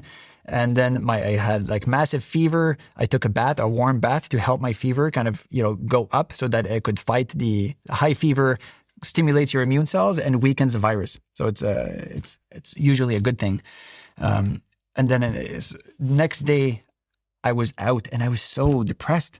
And I was like, I should write about this. I'm writing a book on energy and energy constraints and like the division, partitioning of energy and the body. I was like, I should write about this. This is so interesting. My immune system is in full-blown defense mode. And it's not like I was like, I could feel my heart. I'm wearing this aura. My heart rate was like 110 at rest instead of being like 60, normally. So there's all of this energy flowing through. It's like, wow, like my metabolic rate objectively is higher. We know this is true from good studies on that. When you're fighting something, you burn more energy. Yet I'm feeling completely drained, right? So it's not like the amount of energy that's flowing through that I should feel more energetic. My immune system in that moment was draining all my energy. Sucking away my energy from my mind, from my brain, perhaps. And I remember thinking it wouldn't be a whole lot of energy if I just pulled my laptop, like prop myself on the bed, and then start to write what I'm experiencing in the moment, right? Like but I couldn't muster the strength. It's like, what the fuck? Like, why would I care? I couldn't care, right? And this is the stuff I care about on a daily basis. But in that state of my energy being disrupted, I couldn't care about this. And then I started to think about work and about, the lab and about, family things. I was like, whoa, my whole life feels so different. I don't care about anything. Yeah, I don't care about anything. I'm just trying to fucking survive. That's so interesting because I can relate so much. Yeah, I mean, everyone has been through like a difficult, like when you're really sick. Or when you're really stressed. Yeah. Or just anything that's all consuming like that. Exactly. That's like Maslow's pyramid, right? The top is squished and you're like, survival. And you're like, where did I go? Where's yeah, I remember that. Yeah. So I was still me, right? I was still Martin, but I felt completely different. The quality of my mind, the quality of my intention was like completely different. I was just trying to survive. I didn't care about anything else. So that episode went on for like 2 days or so. Day number 3, I was able to take my computer and like start to feel again the purpose. But it was so interesting that just what it felt like when I was able to write about it and really feel into it. It felt like I was diffuse energy. Like the light, for example, right? There's a form of energy. You can have a laser. And the difference between a laser and an incandescent light bulb, like an old style filament light bulb, is not the amount of energy, is the way the energy is patterned. And in a laser, you have every photon that are kind of in phase with one another. And then there's a coherence to it, right? And it's the coherence that gives the laser its power. It's not the total amount of energy. The same amount of energy, if you put in an incandescent light bulb, now it's the same energy, but it's diffuse, right? Every photon is doing its own thing. They're all going in all over the place. And then if you want to look at how far can these photons go, right? How far can my mind go? Caring about things. The diffuse energy doesn't go very far. But the laser can go super far. So my mind had become like a diffuse incandescent light bulb. The 2 things came to mind when you said that. The first is, in my previous company, because we were a startup, fast growing, we had cash flow issues. Cash, making sure we had enough money coming in from our clients, whatever, to pay our staff was always a problem. For anyone that doesn't know, when a business is growing quickly, it's usually spending more today than it's receiving in. So even if you're growing from like 1 million to 6 million to 12 million to 25 million or whatever, as we did, you still have a cash flow problem. And there would be times when we're nearing the end of the month and months in a row. And I had the same cash flow stress. I couldn't pay the team. They always got paid. They never knew. We always figured it out. But what I'd notice is in those moments of really, really high stress, sometimes, not always, but there were periods where I lost motivation. And what I meant by that is I literally, as a 23, 24-year-old like CEO of all these hundreds of people, some of them all double my age, I'd basically hide at home. And what I mean by hide at home is like, I lost purpose for this fucking business. Like I'd wake up it might last a week or 2 weeks, and I just didn't have the purpose, the quote motivation as they call it, to like go out and be a leader. And now as you say, I go, oh, it's because I was stressed. And it would last for, when the cash flow issue would resolve, my motivation, my purpose, the reason why we're doing this, zoomed back into focus. Yeah. And I think that's really important because, that we do have a lot of entrepreneurs watching this show and they'll beat themselves up sometimes because they lose motivation. And as a founder and as a CEO, you feel so guilty that the source of motivation and inspiration and leadership for this group of people. You could lose it, but now I understand what it was. Now I understand that I was at like a chronic, a bit of a chronic energy deficit in that moment. Yeah. The other thing it actually made me think about as well, when you said about this diffusion of energy, it actually made me think about businesses and OKRs and goals. Yeah. It made me think about if you take 10 people in a startup and they're all really, really focused on the same goal, they are way more successful. Shit. But sometimes you don't have a clear goal and you're all pointing in different directions. Yes. So there's incoherence. There's incoherence. Like it's kind of like a diffuse light bulb. Yes. Yeah, exactly. but you need to be a laser. And this Yes. is why OKRs are so important, because you can point all the energy at the problem. Yes. This is traction Yes. towards a particular goal. Yes. This is what purpose does.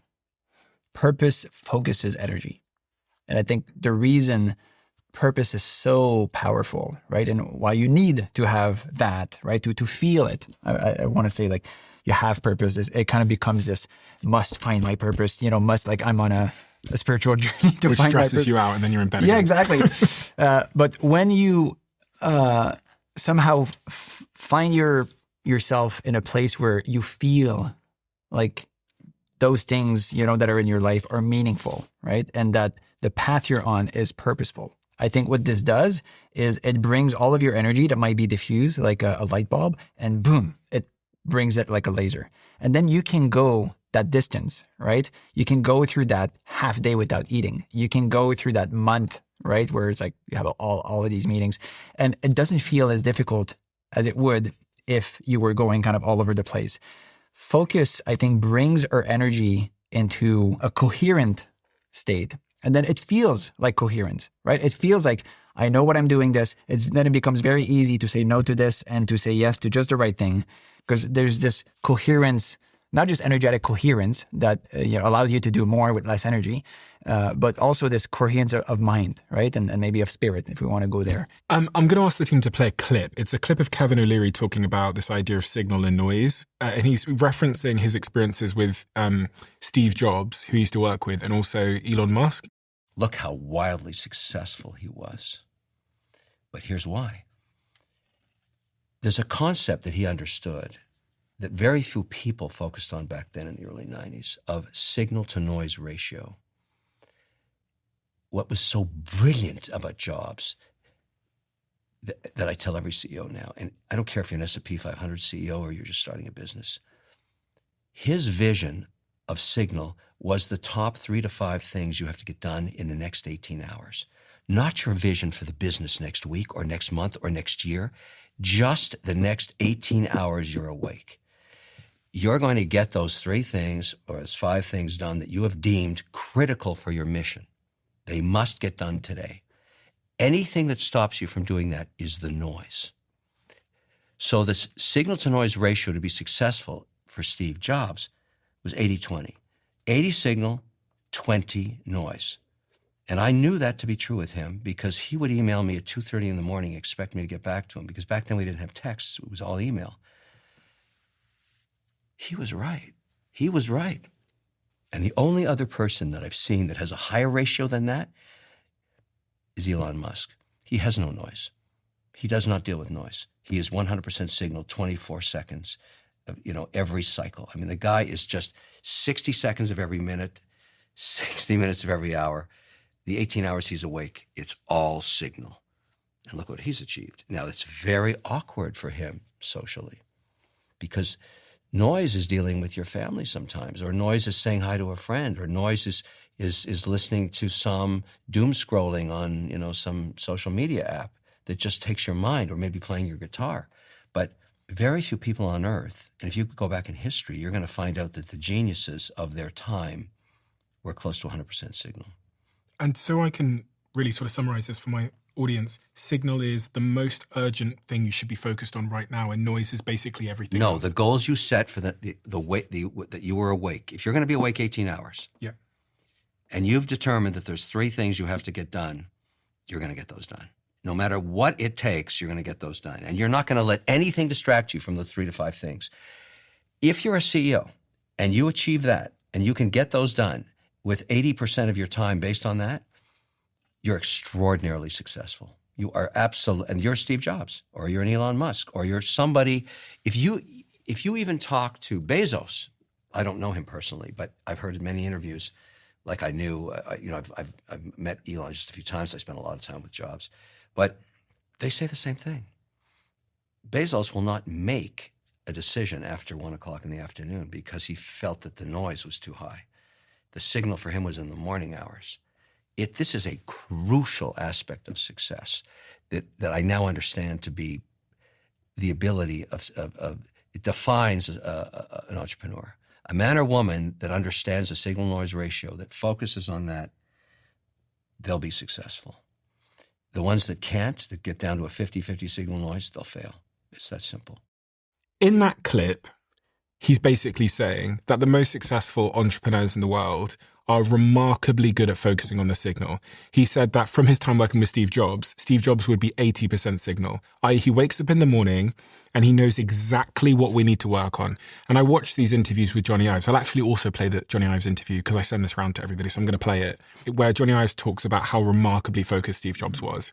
This sounds really simplistic, but it still shocks me how few people actually practice this. And it's a struggle to practice. But is this issue of focus. Steve was the most remarkably focused person I've ever met in my life. And the thing with focus is it's not sort of like this thing you aspire to or you decide on Monday, you know what, I'm going to be focused. It is every minute, why are we talking about this? This is what we're working on. You can achieve so much when you truly focus. And one of the things that Steve would say, because I think he was concerned that I wasn't, he would say, how many things have you said no to? And I would, honestly, I would have these sacrificial things, because I wanted to be very honest about it, and so I say, I said no to this, and no to that. And he knew that I wasn't vaguely interested in doing those things anyway. So there was no real sacrifice. What focus means is saying no to something that you, with every bone in your body, you think is a phenomenal idea, and you wake up thinking about it, but you say no to it because you're focusing on something else. And Steve Jobs would walk in and say to Johnny Ives on a weekly basis, tell me what you've said no to. And Johnny said I'd had these sacrificial things, but he knew, he goes, Steve's definition of focus was saying no to things with every bone in your body and every fiber of your being you thought were good ideas, but you say no to them because we're focused on this other thing. This extreme level of focus on the most important thing. And this is a pattern that I've seen in these exceptional entrepreneurs. They have such high signal and they're very good at dealing with distraction in this regard. And it kind of, again, it made me think about what you were saying about like focusing your energy on a particular thing like a laser means that your ability to solve that thing becomes like drastically different. I've come to learn in life that if you give 90% of your energy to something or your focus to something, it gets 90%. But when you give 100%, it's like it gets 150%. There's something in giving your entire being of focus to something, maybe it's in the context switching or whatever it is, that means your probability of being successful at that particular thing drastically increases. Solving hard problems is hard.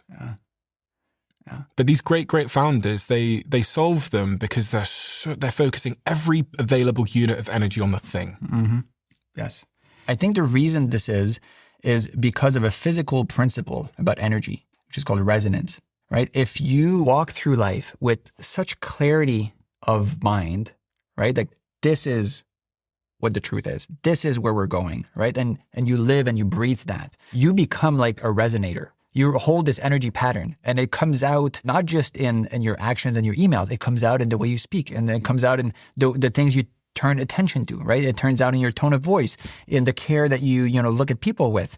It comes out in every facet of you, right? So you become the emblematic leader, I guess, for that thing that you're 100% into. What this does is that it's picked up by other people. Right? Maybe this gets like vibes. You have that vibe. You have like the founder's vibe, right? Or like the entrepreneur's vibe. I think this is real. And this is the energy that's flowing through your mitochondria somehow becoming coherent. and, aligned, and it feels meaningful, it feels purposeful, and then you live like that. And then other people around you that resonate with it, right? Like people are drawn to a pure signal. Like if you have that specific signal, it's like a music, like a symphony, right? Like when it's on tune, then people that want to come on board, like they feel this, and then it gets amplified. It's so funny because we were talking there about Steve Jobs being often cited as a prime example of someone who was really intensely focused with his energy. And what you've just described sounds almost perfectly like what people said about him when they described him as having a reality distortion field. Mm-hmm. You've probably heard this term. The reality distortion field, they called it his RDF, was a term coined by Apple software engineer Bud Tribble in 1981 to describe Steve Jobs' uncanny, almost hypnotic ability to convince everyone around him to believe practically anything. And people who work closely with Jobs describe the RDF, the reality distortion field, as a confounding mix of intense charisma, unyielding willpower, and sheer persistence in a certain direction, which pulled you with him. Mm-hmm. That's an energetic quality. And in physics, if you have something that has a really strong energy, then it can entrain other things. If the source resonator is strong enough, people will come in resonance. And then it looks spooky. It looks like, whoa, this thing, synchronicity, or this, this thing happened. And somehow, he was able to mobilize this donor, and, fundraising is like easier than it should be. And so like all of these things snowball because you hold that, that vibe, you hold that energy. It amplifies. I mean, exactly that. So I was just reading this quote from someone that used to work with Steve Jobs. And he said that it would cause two things. It would be like he was casting spells on you, but he was also bending time in physics. They said Apple engineer Andy Hertzfeld recalled that if you told Steve Jobs a task would take 6 months, he would look you in the eye and say, "You can do it in 2 weeks." Because of the sheer force of his conviction, engineers would often actually end up doing it in 2 weeks, completely rewriting their own understanding of what was possible. And even Bill Gates famously remarked on Jobs' charisma, saying, "I was like a minor wizard because he was casting spells and I would see people mesmerized, so much so that I was so jealous." Gates noted that even when Jobs was lying or wrong, he had everybody completely hooked. Mm. What's clear to make something like this happen is you need to feel that there's something compelling. Like you need to feel something's important. And again, that's not a rational thing. Like you need to feel it in yourself. And then you need to kind of bring that energy into focus and bring attention to it, right? And then that's where ideas start to come. You build a structure around it to sustain that flow. You said at the start that we are the energy flowing through ourselves. And if I think about the fact that every barrier or obstacle we have in the world is actually other people. Like that is true. Like for me to become the president, prime minister, best salesperson in the world, best philanthropist, what I need to do if I am energy is convince other energy to change its shape. I think that's what amazing people do. They're able to, see something, hold that vision so strongly, and then mobilize others, right? And then new things become possible. I think that's what great leaders do. And I now approach, other human beings. And, my son, like my 6-year-old son, Noah, I see him as, yes, a little boy, and yes, a lot of energy, and yes, some challenges that come with this, but he's this beautiful little energy pattern, right? He's this energy flowing through this little child's body. But my role as a parent is to provide just the right amount of resistance, right? The right amount of constraints. If I don't provide any constraint, I say, do whatever you want, have whatever you want, anytime, then like that's not good for development. Kids need to feel, some boundaries. And so those are like resistance, right? Little constraints. But if every minute, like me putting constraint, no, you can't do this, no, you can't do that, then it damages the system. It traumatizes the system. It's not going to grow in any direction. Exactly. So the art really of parenting, and I think the art of leadership is providing the right structure, right? So that the energy has some constraints. Like there's a challenge. There needs to be a challenge for the team to meet, right? Challenge is like a barrier. It's like a little resistor. Of course, there are challenges. It's difficult to get there. And if it's not difficult, then everyone's bored. If it's like, yeah, we're going to do the same thing as we did last year. And then next year we do the same thing. That's not the same kind of energy as we need to double this year. And then we need to double the year after. This kind of goal or challenge is a form of constraint, something you have to work through. I think that's why the human mind is naturally drawn to challenges. Like, what's the next challenge? Why go down deep in the ocean to discover new creatures? Why go in the Amazon trying to discover new species of little bugs? Why go into space? Like, this is all curiosity driven. It's like the mind wanting to have something to hit against. Because if there's nothing to hit against, if there's no resistance, then there's no purpose.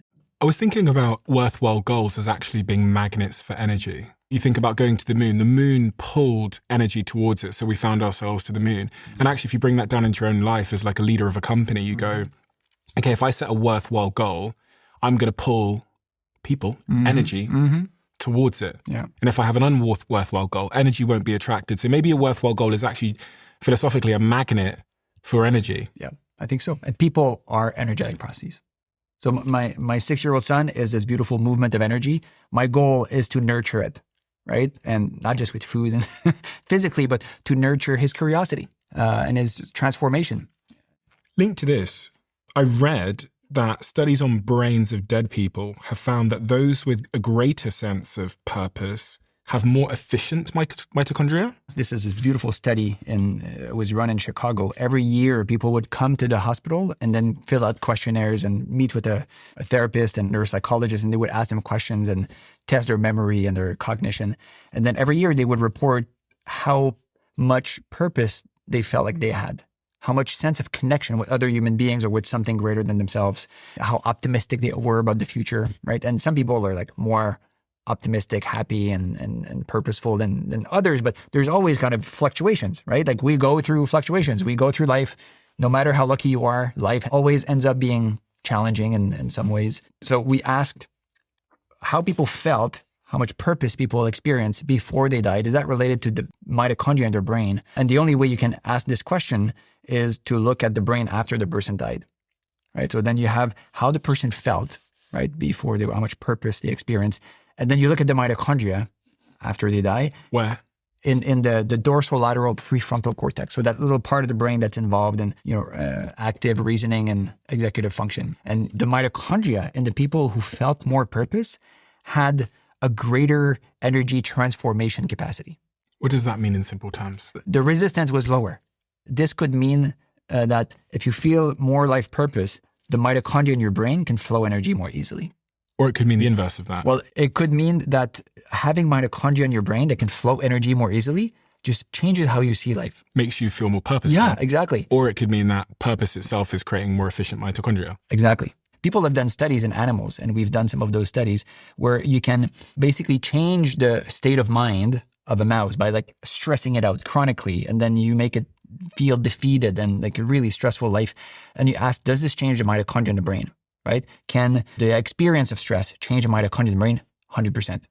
That happens. Now you can say, okay, now let's change the mitochondria in the brain. You can like open up the brain, inject a little something that either boosts the mitochondria or inactivate the mitochondria, increase or decrease resistance.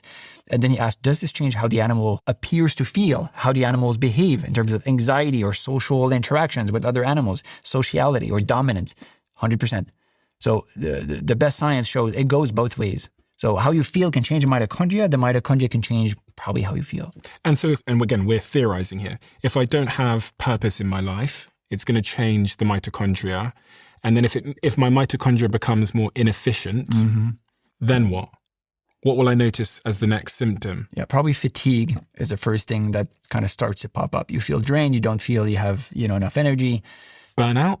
Probably feels like burnout. And you start to lose enthusiasm for the future. You become more pessimistic. So there's kind of a constellation of things we call depression or burnout, or we put labels on these things. But really, every person starts to experience life as less enjoyable, less purposeful, less meaningful, regardless of the diagnostic title we put on it. Which is interesting because I've interviewed a few people that are experts on the subject of depression and also addiction, frankly. And one of the things that I remember Johann Hari saying to me, who wrote a book called Lost Connections, is that in some cultures, the cure that they apply for depressive symptoms is giving someone purpose in their life. Yeah, that's so powerful. My hunch is that most of what we call depression is a loss of coherence. And when we're isolated, we did a study recently to look at the energetics of mental stress.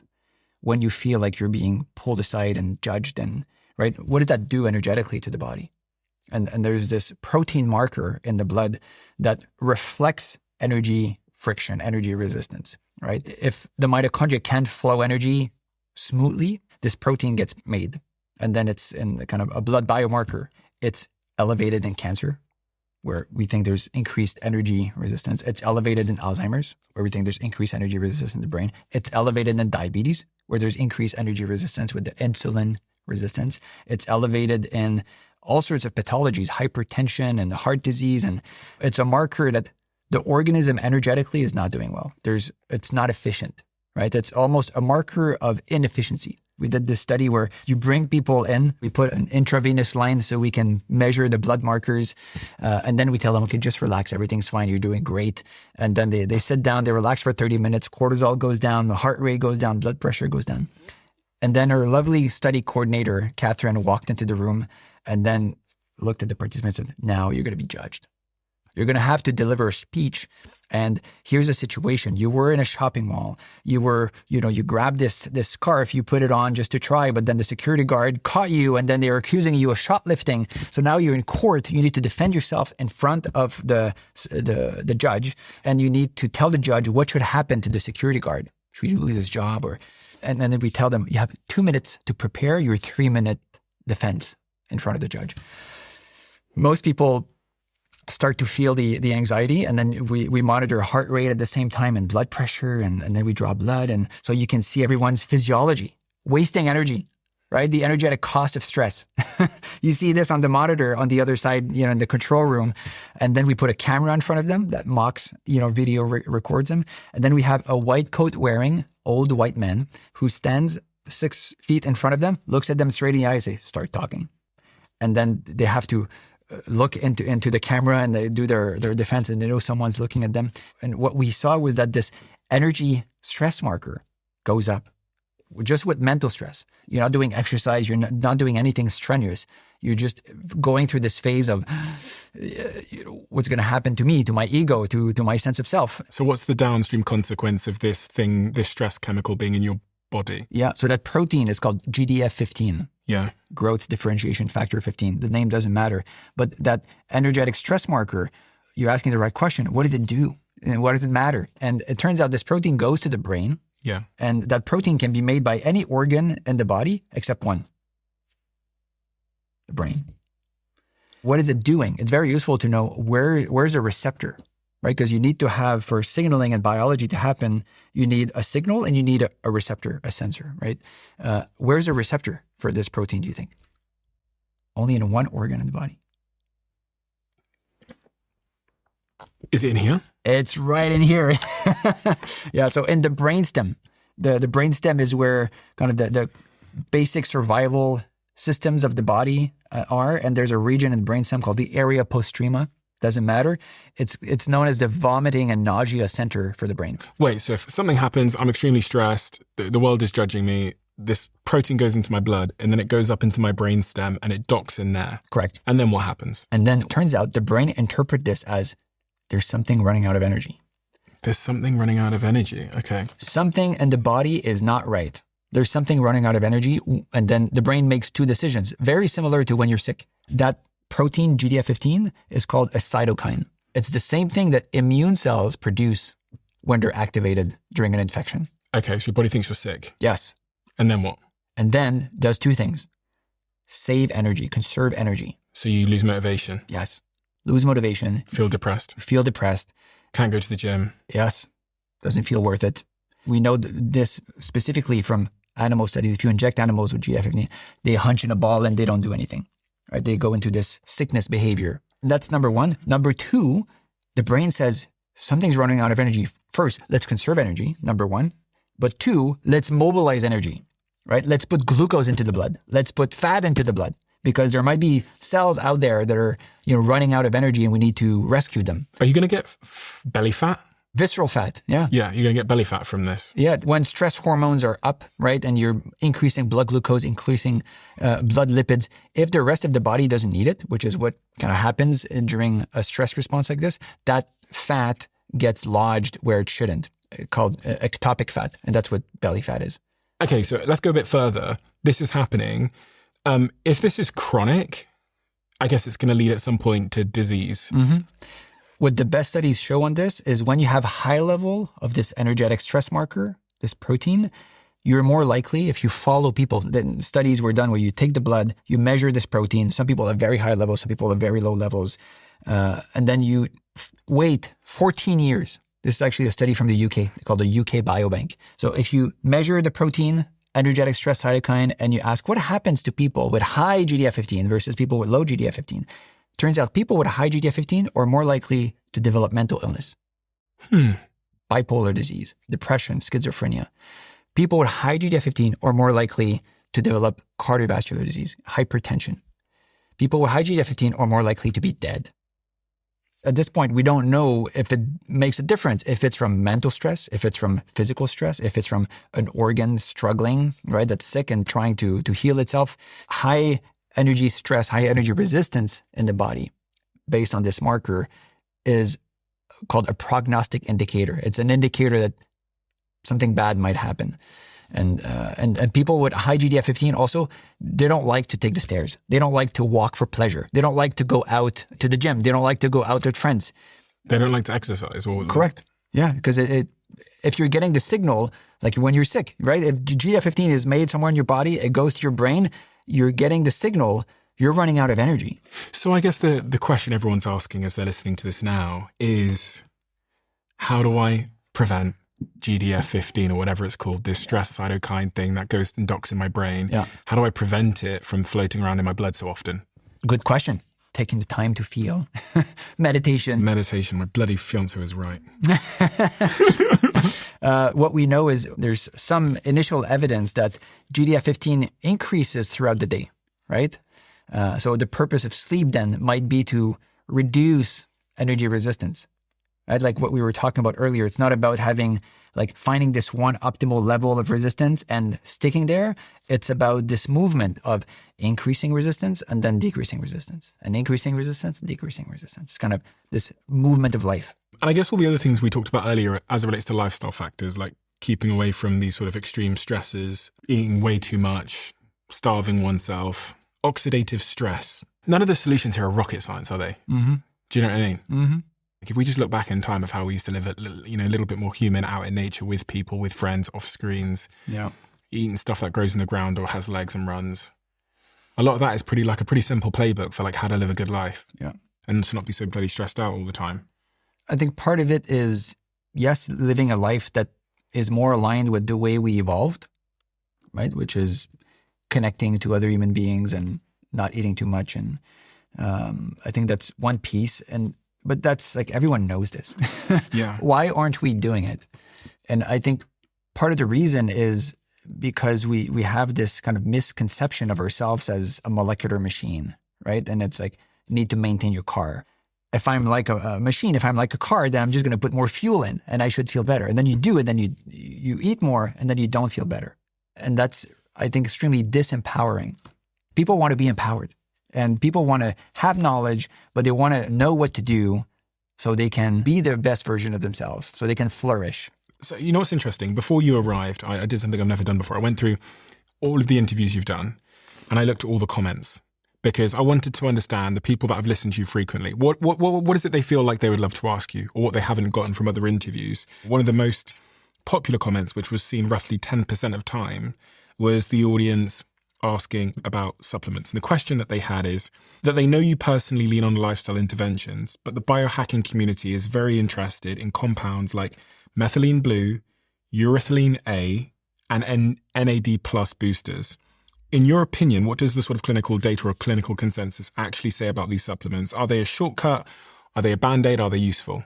I think there are shortcuts to some states. I lean away from them because I think once we start to think that there's a magic pill to solve a complex issue, to solve the way that you're feeling, becomes there's a magic pill for this. And then you don't need to bring awareness to what you are. But can I do both? I think so. In some cases, I don't really know how methylene blue does everything it's supposed to be doing. What biologically, methylene blue seems to be able to give electrons to the mitochondria. So maybe there's something there that methylene blue kind of relieve energy resistance in the mitochondria. NAD plus is probably the best supported intervention to reduce inflammation. Also, it's an electron carrier. So it takes electrons from food and then gives them to the electron transport chain. So the mitochondria can flow those electrons with low resistance. So if you're depleted of NAD, that's going to cause increased resistance for electrons to flow through this metabolic circuit. So NAD plus seems to calm things down a little bit in terms of energy processing. Yeah. And most people are not deficient of NAD plus, so giving more to the system might not help. But for reasons I don't really understand, it seems like it helps some people and it makes people feel more energetic. So, is that in pill form? Like, how do people take NAD plus? Because I know there was some like drips one time that some guy gave me. Yes, I think there's oral supplements that are precursors to NAD. If you eat NAD directly, it doesn't, the bioavailability it's called, it doesn't get into your cells very well. You can infuse IV intravenously NAD plus directly, and then that gets to your cells better.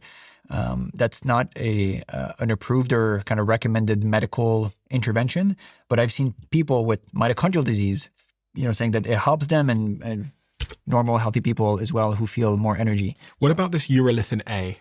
Urolithin A is a new compound that seems to stimulate the degradation of bad mitochondria. So we talked about mitophagy earlier. So a cell that has 1,000 mitochondria, there are always some that are getting a little old and then eventually they're degraded, especially if you fast, right? If the cell is a little starved, it's going to degrade the ones that are least functional. And there's kind of a whole selection process that happens inside the cell to know which mitochondria are bad, which ones are good. But the bad mitochondria get targeted and then they get degraded if you're fasting or if you're pushing the system like during exercise.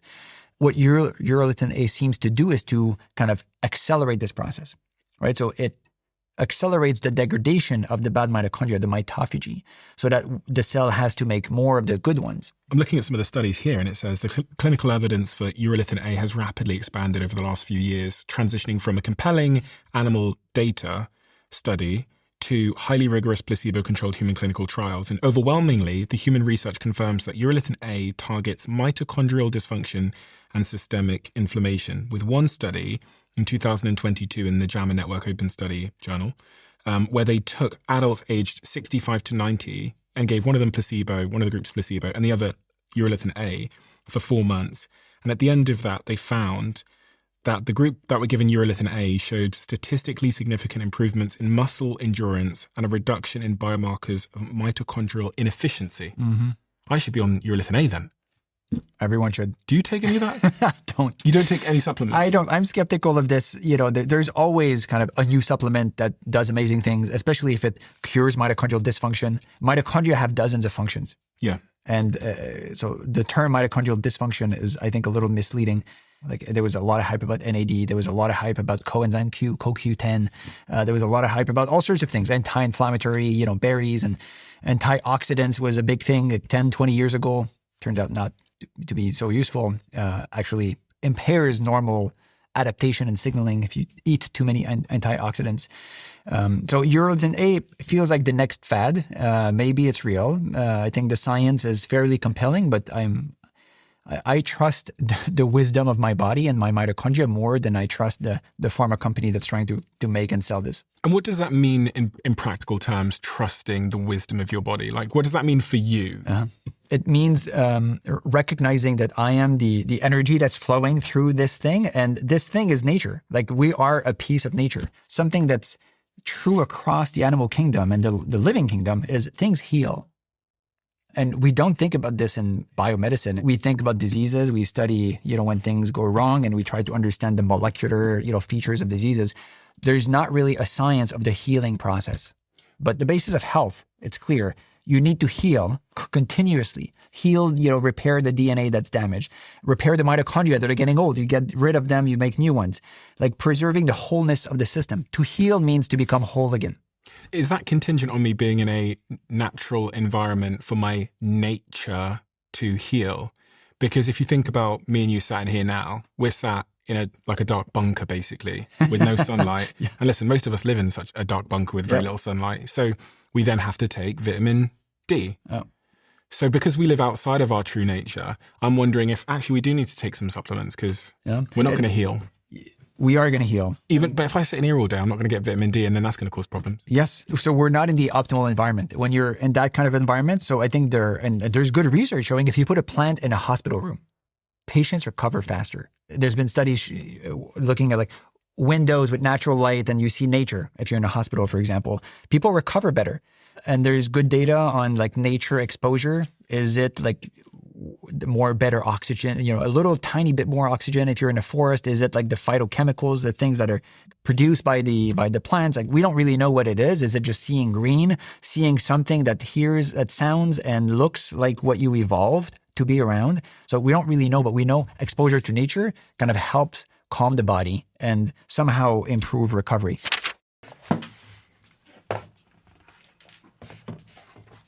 Whoa. What's that on your face? This is my Bond Charge face mask. I've been wearing this for some time now. They're a sponsor of the podcast. I put this on for 15, 20 minutes a day. I can sit here in the chair and wear it.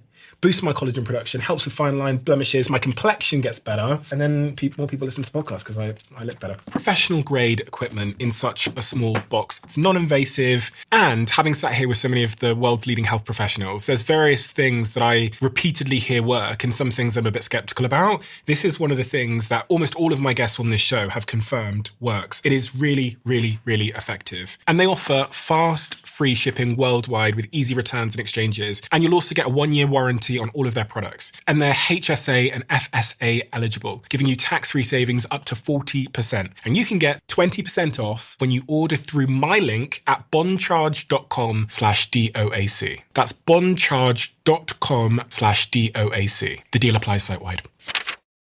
One type of help people also wanted to know about from you, which was even more discussed, was about red light therapy. Mm-hmm. Red light therapy as a support for your mitochondria? Interestingly, the red light therapy is a pretty big thing now. There are hundreds of different devices, helmets, a hairbrush, band. I think I've got one here, actually. I think this is a red light therapy hairbrush. Yeah. Someone was just telling me their dad is part of a study now. He puts a helmet with red light, every day because he has like pre-dementia. By doing this, the idea is light is energy. Yeah. Right? Energy is not a thing, but it's the potential for change. It's the capacity to change something. Red light like this, especially the infrared that you don't see with your eye, can penetrate tissue. It can go through your hair, through your skull, and then into your brain. And then there, it seems to do something and change metabolism. So how is it doing this? The best hypothesis we have is that for light to do something in biology, there needs to be something in biology that resonates with it, right? That can offer the right amount of resistance, right? To the photons, the red light photons hit, and then there's transformation of energy. That receptor, the antenna, the cellular antenna for red light seems to be mitochondria. So there's something in the mitochondria where the electrons flow and then boom, they meet with oxygen to become metabolic water. That is called cytochrome C oxidase. I'm going to try and say this in layman's terms. If I take red light and I put it on my skin, it doesn't even need to touch my skin. I can put it just close to my skin. Yeah. The red light is going into the mitochondria of my cell, and it's helping the mitochondria to become more efficient. That's the idea. So I should wake up every day and do bloody red light then. If you're deficient in that way, that might be good. That might also offset, the natural order that your body has created. Oh, what do you mean by that? You think it might be...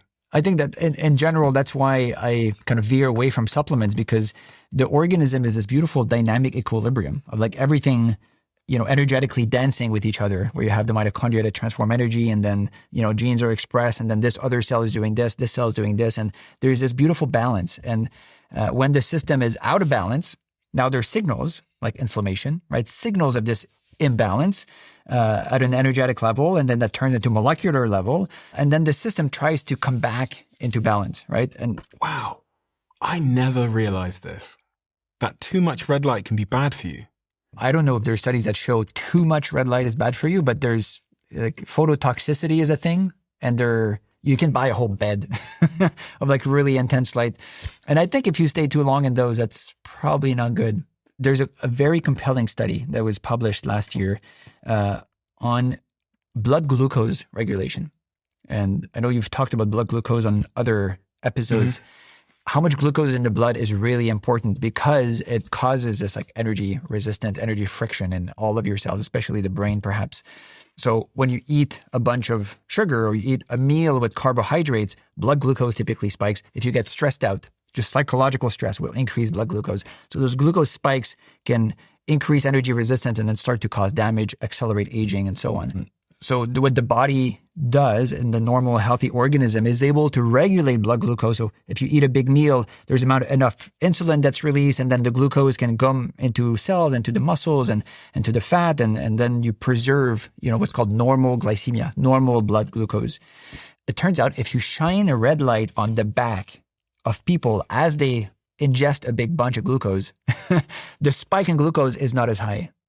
And what they did in that study that was interesting is they measured mitochondrial metabolism through the mouth. You can measure oxygen coming in and CO2 coming out, which is coming from mitochondria. So you can measure the energy metabolism, which is really the mitochondrial metabolism, as people are doing this. And what they found is that people who had red light on their back, their metabolism was actually a little higher. So the electrons, the flow of energy was increased with the red light. And they think that might be why the glucose didn't spike as much, because the electrons that came into the blood were able to flow through the mitochondria. So this points to some regulation of energy regulation inside the mitochondria that I don't fully understand, but I think there's something promising here. And it certainly supports, the idea that energy modalities outside of our cells, light or electromagnetic fields, other human beings, that are, energetic process is affecting my metabolism all the time. We respond to each other energetically, metabolically.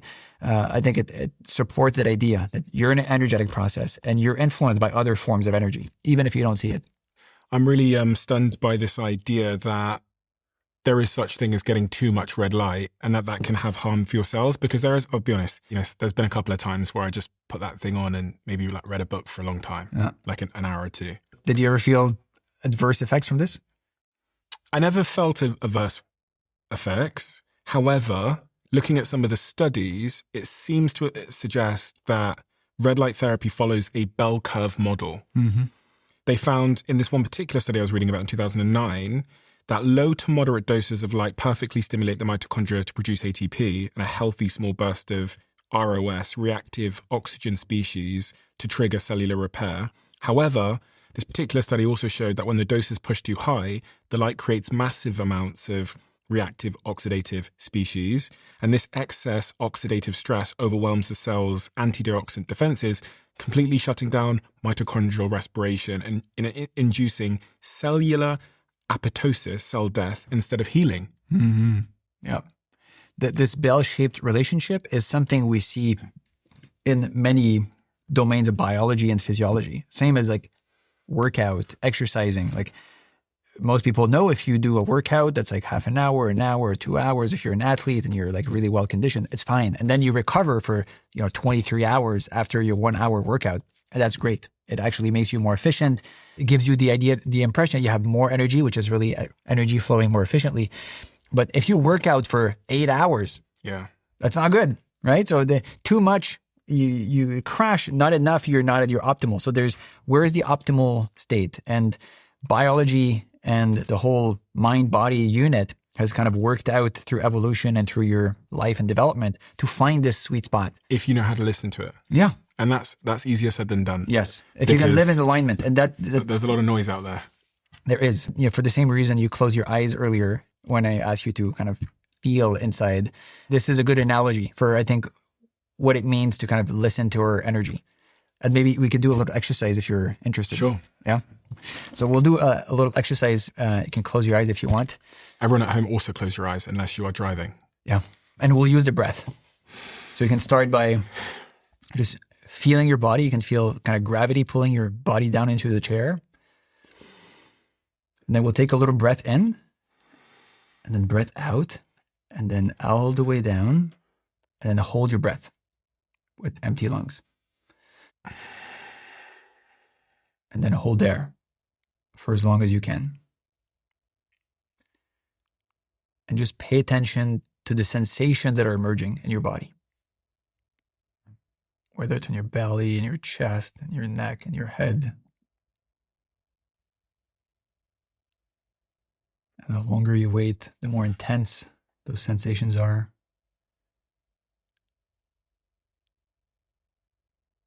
You can hold for as long as you want, and when you can't, and just take a breath. Deep breath. What does that feel like? I felt lots of vibrations. It's kind of like waves. I felt like kind of like waves going across my body, but it was almost like I could feel the energy moving through my body. It's kind of how it felt. I suddenly was very apparent clear of my heartbeat. I could feel everything in a way that I can't typically feel everything. Yeah. Any kind of negative feeling or any sensation that was uncomfortable? I mean, near the end when I hadn't breathed in a while, it was a bit uncomfortable. Yeah. What did that feel like? Like I was starving for oxygen, like I was starving for air. Yeah. You know, running out of air and like drowning is one of the most horrible, like aversive experience that I think we evolved to dislike, right? So what was happening there in our bodies as we were doing this is oxygen is being consumed by mitochondria continuously, right? Every millisecond, mitochondria consume oxygen. And now you're not bringing oxygen through your breath. And then they produce CO2, carbon dioxide, right? So mitochondria are burning the oxygen little bit by little bit, and then they're producing carbon dioxide, CO2. And we evolved to feel those signals very, very sensitively. So that's the pressure that I felt. Yeah. Well, I think that, yes. So the subjective experience, right? What you described there is an experience of energy starting to stall. Because if there's no oxygen in your mitochondria, the electron's like, where do I go? And then there's like extreme level of resistance. Like the most extreme case of energy resistance, I think that most people will be familiar with is like a heart attack. My dad had a heart attack a few years ago, and he woke up during the night with this terrible contraction, like a pressure in the chest. And he said it was like 400 pounds, like pressure on his chest, terrible pain, worst pain he's ever had. What's happening? Like what is that pain? The source of that pain really is blood flow can no longer bring oxygen to mitochondria in the heart. Oh, so the mitochondria are like panicking. Yeah. So panicking is kind of we're imposing now an experience onto a biological process, but you have the electrons that are flowing through mitochondria all the time. They're flowing onto oxygen, right? From food to oxygen, and they're just nice, freely floating. That feels great. It feels like just normal life. And then all of a sudden, there's no more oxygen. So the electron, I have nowhere to go. That feels terrible. The electrons can't flow, so they start to backflow. That is what causes oxidative stress. That's why the heart gets damaged during a heart attack, right? Because the electrons can't flow to oxygen because of this little clot. And for some reason that we don't really understand, this feels extremely aversive. So what you experience there by holding your breath, and anyone who's listening to this can try on their own, hold your breath for as long as possible. It feels horrible. And now imagine living your life with just like 5%, 10% of this horrible feeling. Like you wake up in the morning and you have this like trace of like running out of energy, right? Running out of oxygen. I think that's what some mental illnesses feel like. And there's very interesting data showing that if you inject people with a signal of energetic stress, lactate, you can trigger a panic attack. You're not messing with the brain there. You're not like, kind of doing something to neurochemistry. What you're doing is you're injecting the human body with a signal that the mitochondria can't keep up with energy flow. You're tricking the body into thinking that energy resistance has just been jacked up to very high levels. This feels like anxiety. And people with traumatic memories, like post-traumatic stress disorder, PTSD, the simple injection of an energetic stress signal of lactate in the blood can reawaken traumatic memories. So there's this emerging notion in psychiatry called metabolic psychiatry, where people understand mental illnesses as energetic disorders of the brain. And what I think is happening in those kind of chronic state of ill-being, right, where people don't feel themselves, they don't feel well, the hypervigilance, anxiety, it's quite likely at this point, I think, that part of that is driven by energy not flowing properly. And then the body just lives at high energy resistance all the time. And there's data directly measuring energy resistance in the brain from a group, McLean in Harvard. And then lactate tends to be elevated in people with mental illness. And this marker, GDF-15, also is elevated in mental illness. And so the cure again, or the thing to ease that, is all the lifestyle factors that we talked about. Purpose, and just want to check we've covered that ground. Yeah, life changes, changing your life circumstances, that's really hard to do. Exercising seems to help a lot of people, but a lot of people don't feel they have the capacity to exercise. And ketones seem to be life-saving for some people. Going on a ketogenic diet, and I've met now dozens of individuals whose lives were crushed by, schizoaffective disorder, bipolar disorder, major depressive disorder, and they were treatment resistant, right? Meaning like the pharmacotherapy, the drugs that they were given were not helping. In some cases, were making things worse with like difficult side effects. And then they changed their diet, cutting all sugars, and they went on a ketogenic diet, medical ketogenic therapy. And then they started to monitor ketones. And many people reported, that this was life-changing. Like the first thing many people notice is they have more energy. The ketogenic diet does not work for everyone. Mm-hmm. We don't know why. And the same way that we're all different, we all respond differently to even medications, right? That are supposed to work the same for everyone. We have a science of averages. Like the science that we use to get knowledge, to inform our lives, is almost entirely a science of averages. Meaning like all of the studies we do, like the highest gold standard studies, we consider to be RCTs, randomized controlled trials. These RCTs, if you run an RCT, what you do is you take, let's say, 1,000 people, then you randomize 500 into this group, normal diet, and then 500 into ketogenic diet. And then you say, great, now let's look at their depressive symptoms, right? Or their anxiety symptoms. And then you have them on the diet for 2 months. And then after you assess, and then you compare the groups, right? You lump 500 human beings together. And you say, what's the average depression or anxiety symptoms in these 500 people? Then you average these people together, and then you group them, and then you compare means. And I guess the other important point here is gender, which is so many of these studies were skewed towards men in many cases, and that doesn't apply to women a lot of the time. Yep. And this is part of the reason we've had so many conversations on this show about women's health, is because we're just now discovering that, once upon a time, scientists would treat women like little men and assume that everything just applied, but actually we're entirely different. And so this averages thing, you also need to think about the nuances of like who, gender, where they're from, their biology, their DNA. You just said that you get the skinny fat thing or the visceral fat, whatever. I don't get that. Mm-hmm. But if we were doing an average of like 3 people, maybe we'd come to a conclusion based on me and the other person who's like me, but that wouldn't apply to you. Yeah. And that's really problematic. Like all of the health recommendations that we have, and the way drugs get approved, and the way we determine whether a drug is useful or not for disease X or Y, is by comparing groups. And whenever you peel the surface of a clinical study, of an RCT, you find some people like are amazing responders and they're cured. They don't have symptoms. And then some people don't respond. These are called non-responders. And then some people get worse. The most commented thing across the videos you featured on, and the most passionate thing, the most urgent thing, according to the people that were watching your work, that they wanted to ask you, was about long COVID, ME, CFS, I'm not sure what that is, and fibromyalgia. For patients with ME, CFS, and you'll have to explain to me what that is, or long COVID, the standard advice given is to exercise for mitochondrial health. But for them, it often triggers severe crashes.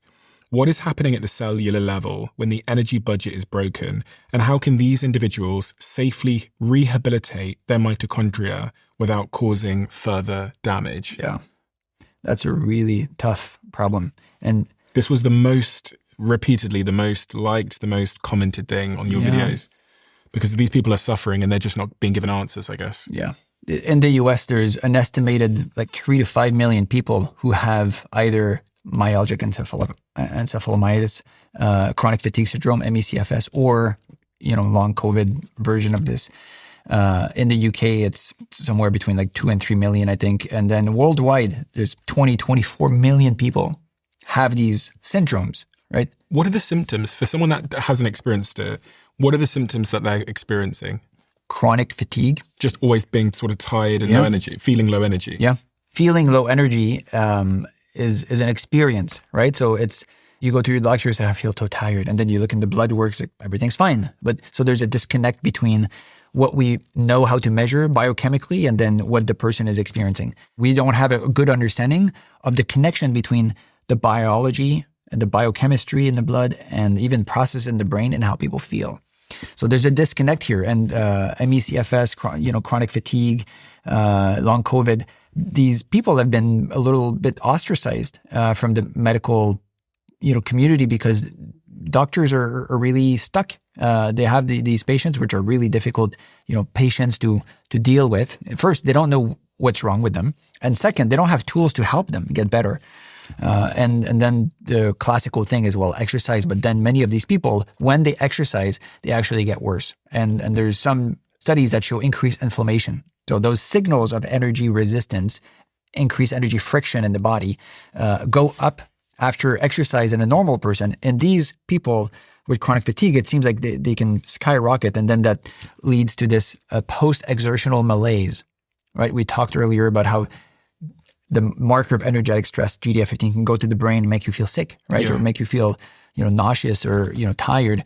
Other cytokines from the immune system when you're sick, when you're fighting an infection, do the same thing. The best study on mitochondria and chronic fatigue syndrome was published last year or the year before, and it showed that there is a deficiency in energy transformation in the mitochondria, the muscle. They took muscle biopsies, a little piece of muscle from the quad, from the thigh, and then they looked at how well can the mitochondria in the muscle of people with chronic fatigue syndrome flow energy.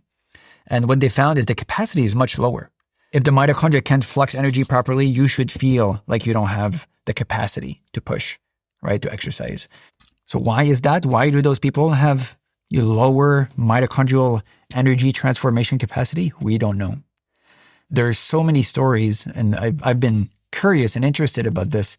And I remember this family friend who came for dinner one night, and she was asking me, what do you work on? And what do you do? And so I tell her we work on mitochondria and psychobiology, mitochondrial psychobiology, how the mind and the body relate, energetically.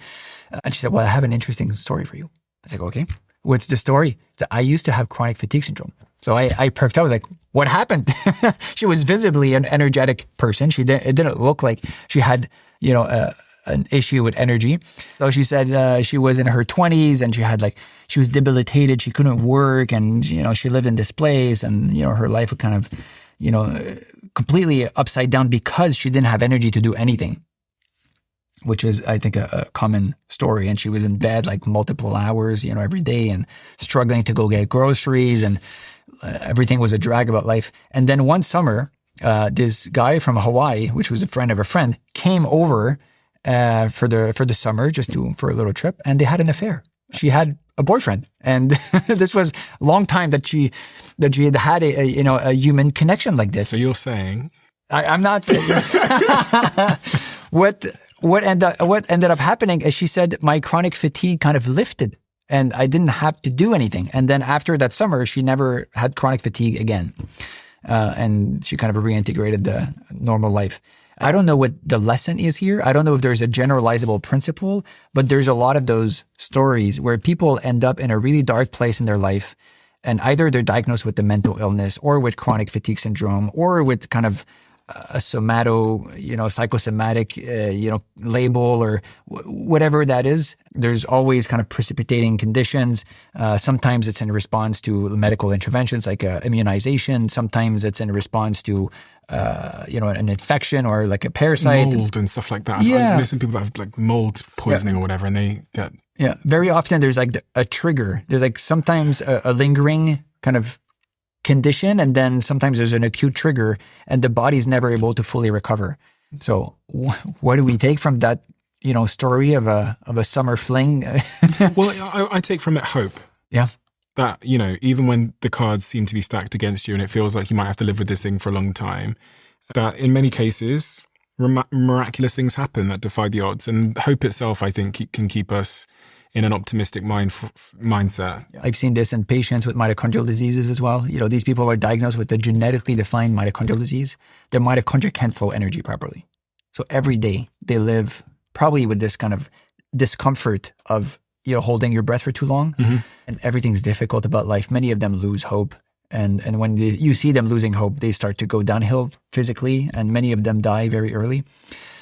The people who do the best, like their mitochondria don't work the way they should, but they're able to find something that they love. They're able to, find an expression for themselves, and they have supportive family. Almost a universal theme for people who do well is they have a supportive, environment, and cultivating this is so precious. And that brings us back maybe to social connections. You, energetic process, me, energetic process.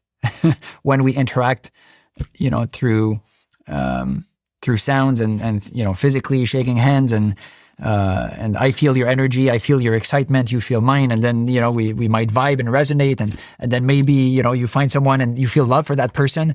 I think love is the experience of resonance, right? And when you feel that with someone, it feels so special. Which goes back to the affair point.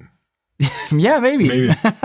On this point of exercise, which we talked about earlier, if someone wants to maximize mitochondrial biogenesis, what is the sweet spot for training? Is it strictly zone 2 cardio or high intensity interval training or resistance training or something else? Is there like an optimal type of training? Yeah. I think the key principle here is anything that will make you breathe harder means that your mitochondria are working harder. Okay, but you don't want to do it too long. If you're not trained, right, like you're regular guy, I'm not trained now. I run for like 20 minutes every other day. That's my routine. That's what I have enough time to do, and I feel like it moves energy through my body in the right way.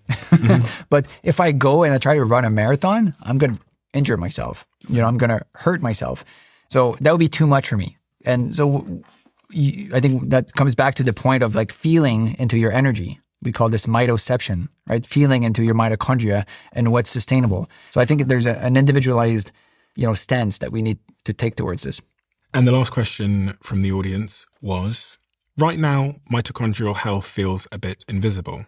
Are there any accessible, reliable tests like ATP blood tests or specific biomarkers that a normal person can use to accurately measure their mitochondrial function?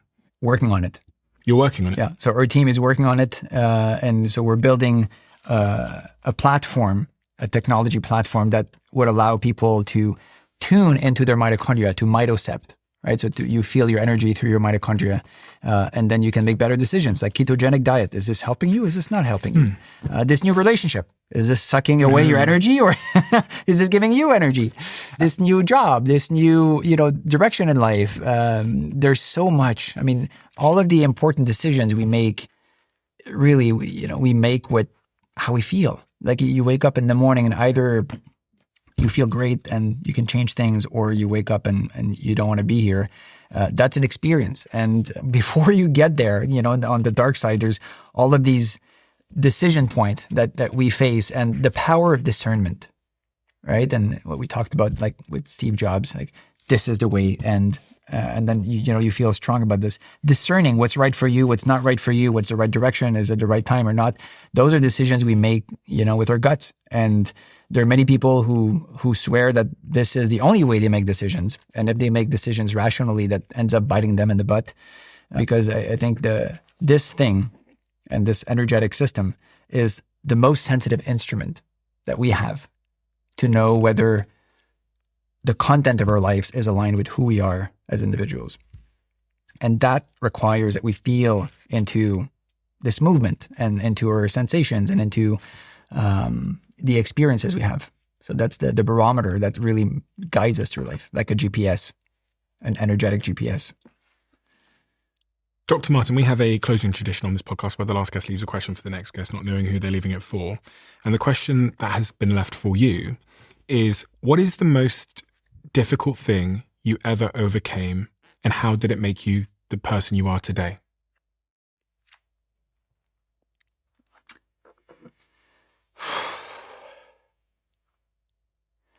So I just felt my energy change. I saw it change. I felt like this sinking feeling. About a year ago, my fiance and I were expecting a baby. And we were about 3 months into the pregnancy, and it was great. We were excited. We were calling this new life new life. And we talked, affectionately about it. And we said, like, when new life comes, this, and we both have a child, and she was in Canada. She came back, and then, and that evening in bed, she had this like crazy pain that started, and we were both super scared. There was a bit of bleeding, and then the contractions started to come really fast. Not supposed to happen at 3 months. And then I was like, oh, maybe this is just like a bump in the road, and things are going to be fine. So we ended up having a miscarriage, and Nirosha didn't want to go to the hospital, so we did this at home, and it was terrible. It was really, really sad, really, gut-wrenching. So we were both devastated when, new life left us, and then I had this moment of like, why me? Like, why the fuck this has happened to me? Like, I think I'm a good person. I'm doing my best to bring good in the world. I try to be a good partner, good, leader. I try to, why is this happening to me? So this was like this victim, mentality mindset. And I've learned through my 40 or so years that I think a useful stance to take in life is to assume that there's something to learn from everything you go through. Mm-hmm. I don't know this for sure. It's not a scientific fact. It's more of an experience turned into kind of a way of living, more of a belief. So I was like, but how could there be something to learn from something so terrible? And I had to sit with this. And 2 days later, after the baby had gone, and Nirosha and I had sat in the shower and cried, and the smell was horrible, and just it was death. Like death was around us, around me, and I felt angry and I felt sad. And I just sat down and wrote. And that's my way now of letting things flow. Different people have different ways, and I was writing about my experience and why now, and I asked, what is there to learn from this? And a very clear answer came up: slowing down.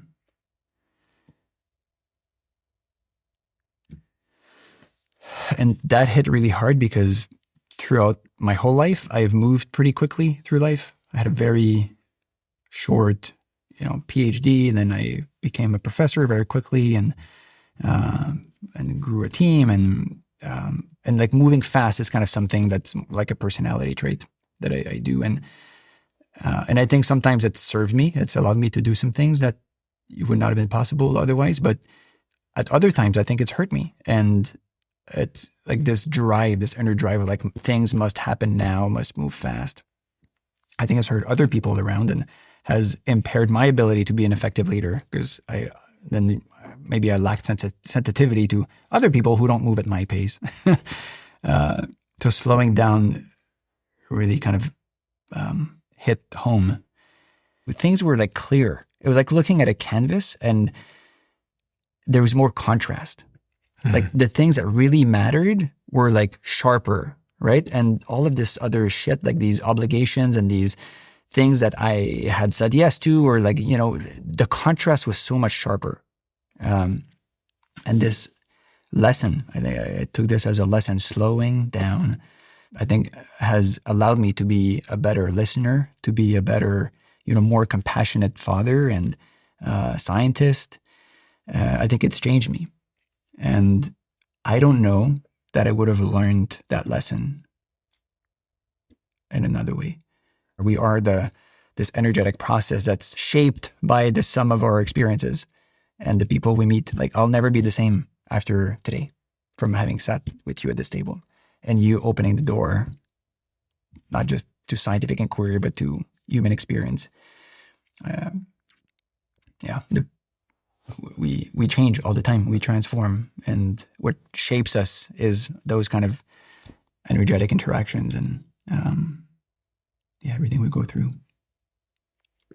Well, I'll never be the same either.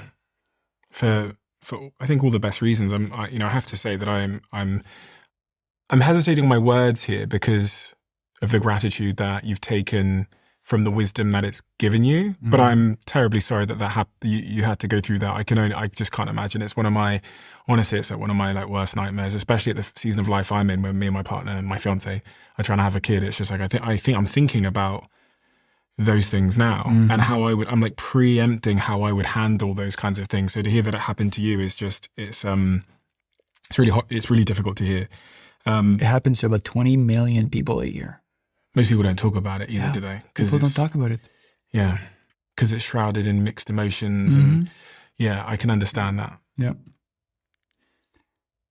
But I am better off for having this conversation with you. And I think, I speak on behalf of my audience for sure this time when I say that I think my audience are as well. I've learned so much. It's actually kind of like completely rechanged how I think about life itself, which is a weird thing. And I hope I can just sit in this moment a little bit and think about how I am energy and how that's determining everything around me and others. And it's really, really wonderful. I think what you're doing, people might think of you as like a mitochondrial scientist, but actually it's much more deeper and much more philosophical than that. When we think about what energy is to us, it is everything. And that's really the lens that you've given me today, is you've completely changed my mind on like how I think about life, which is such a wonderful thing to get from a podcast. I don't say this like, I don't kiss people's asses like this. Like I genuinely, my mind is like, fucking hell.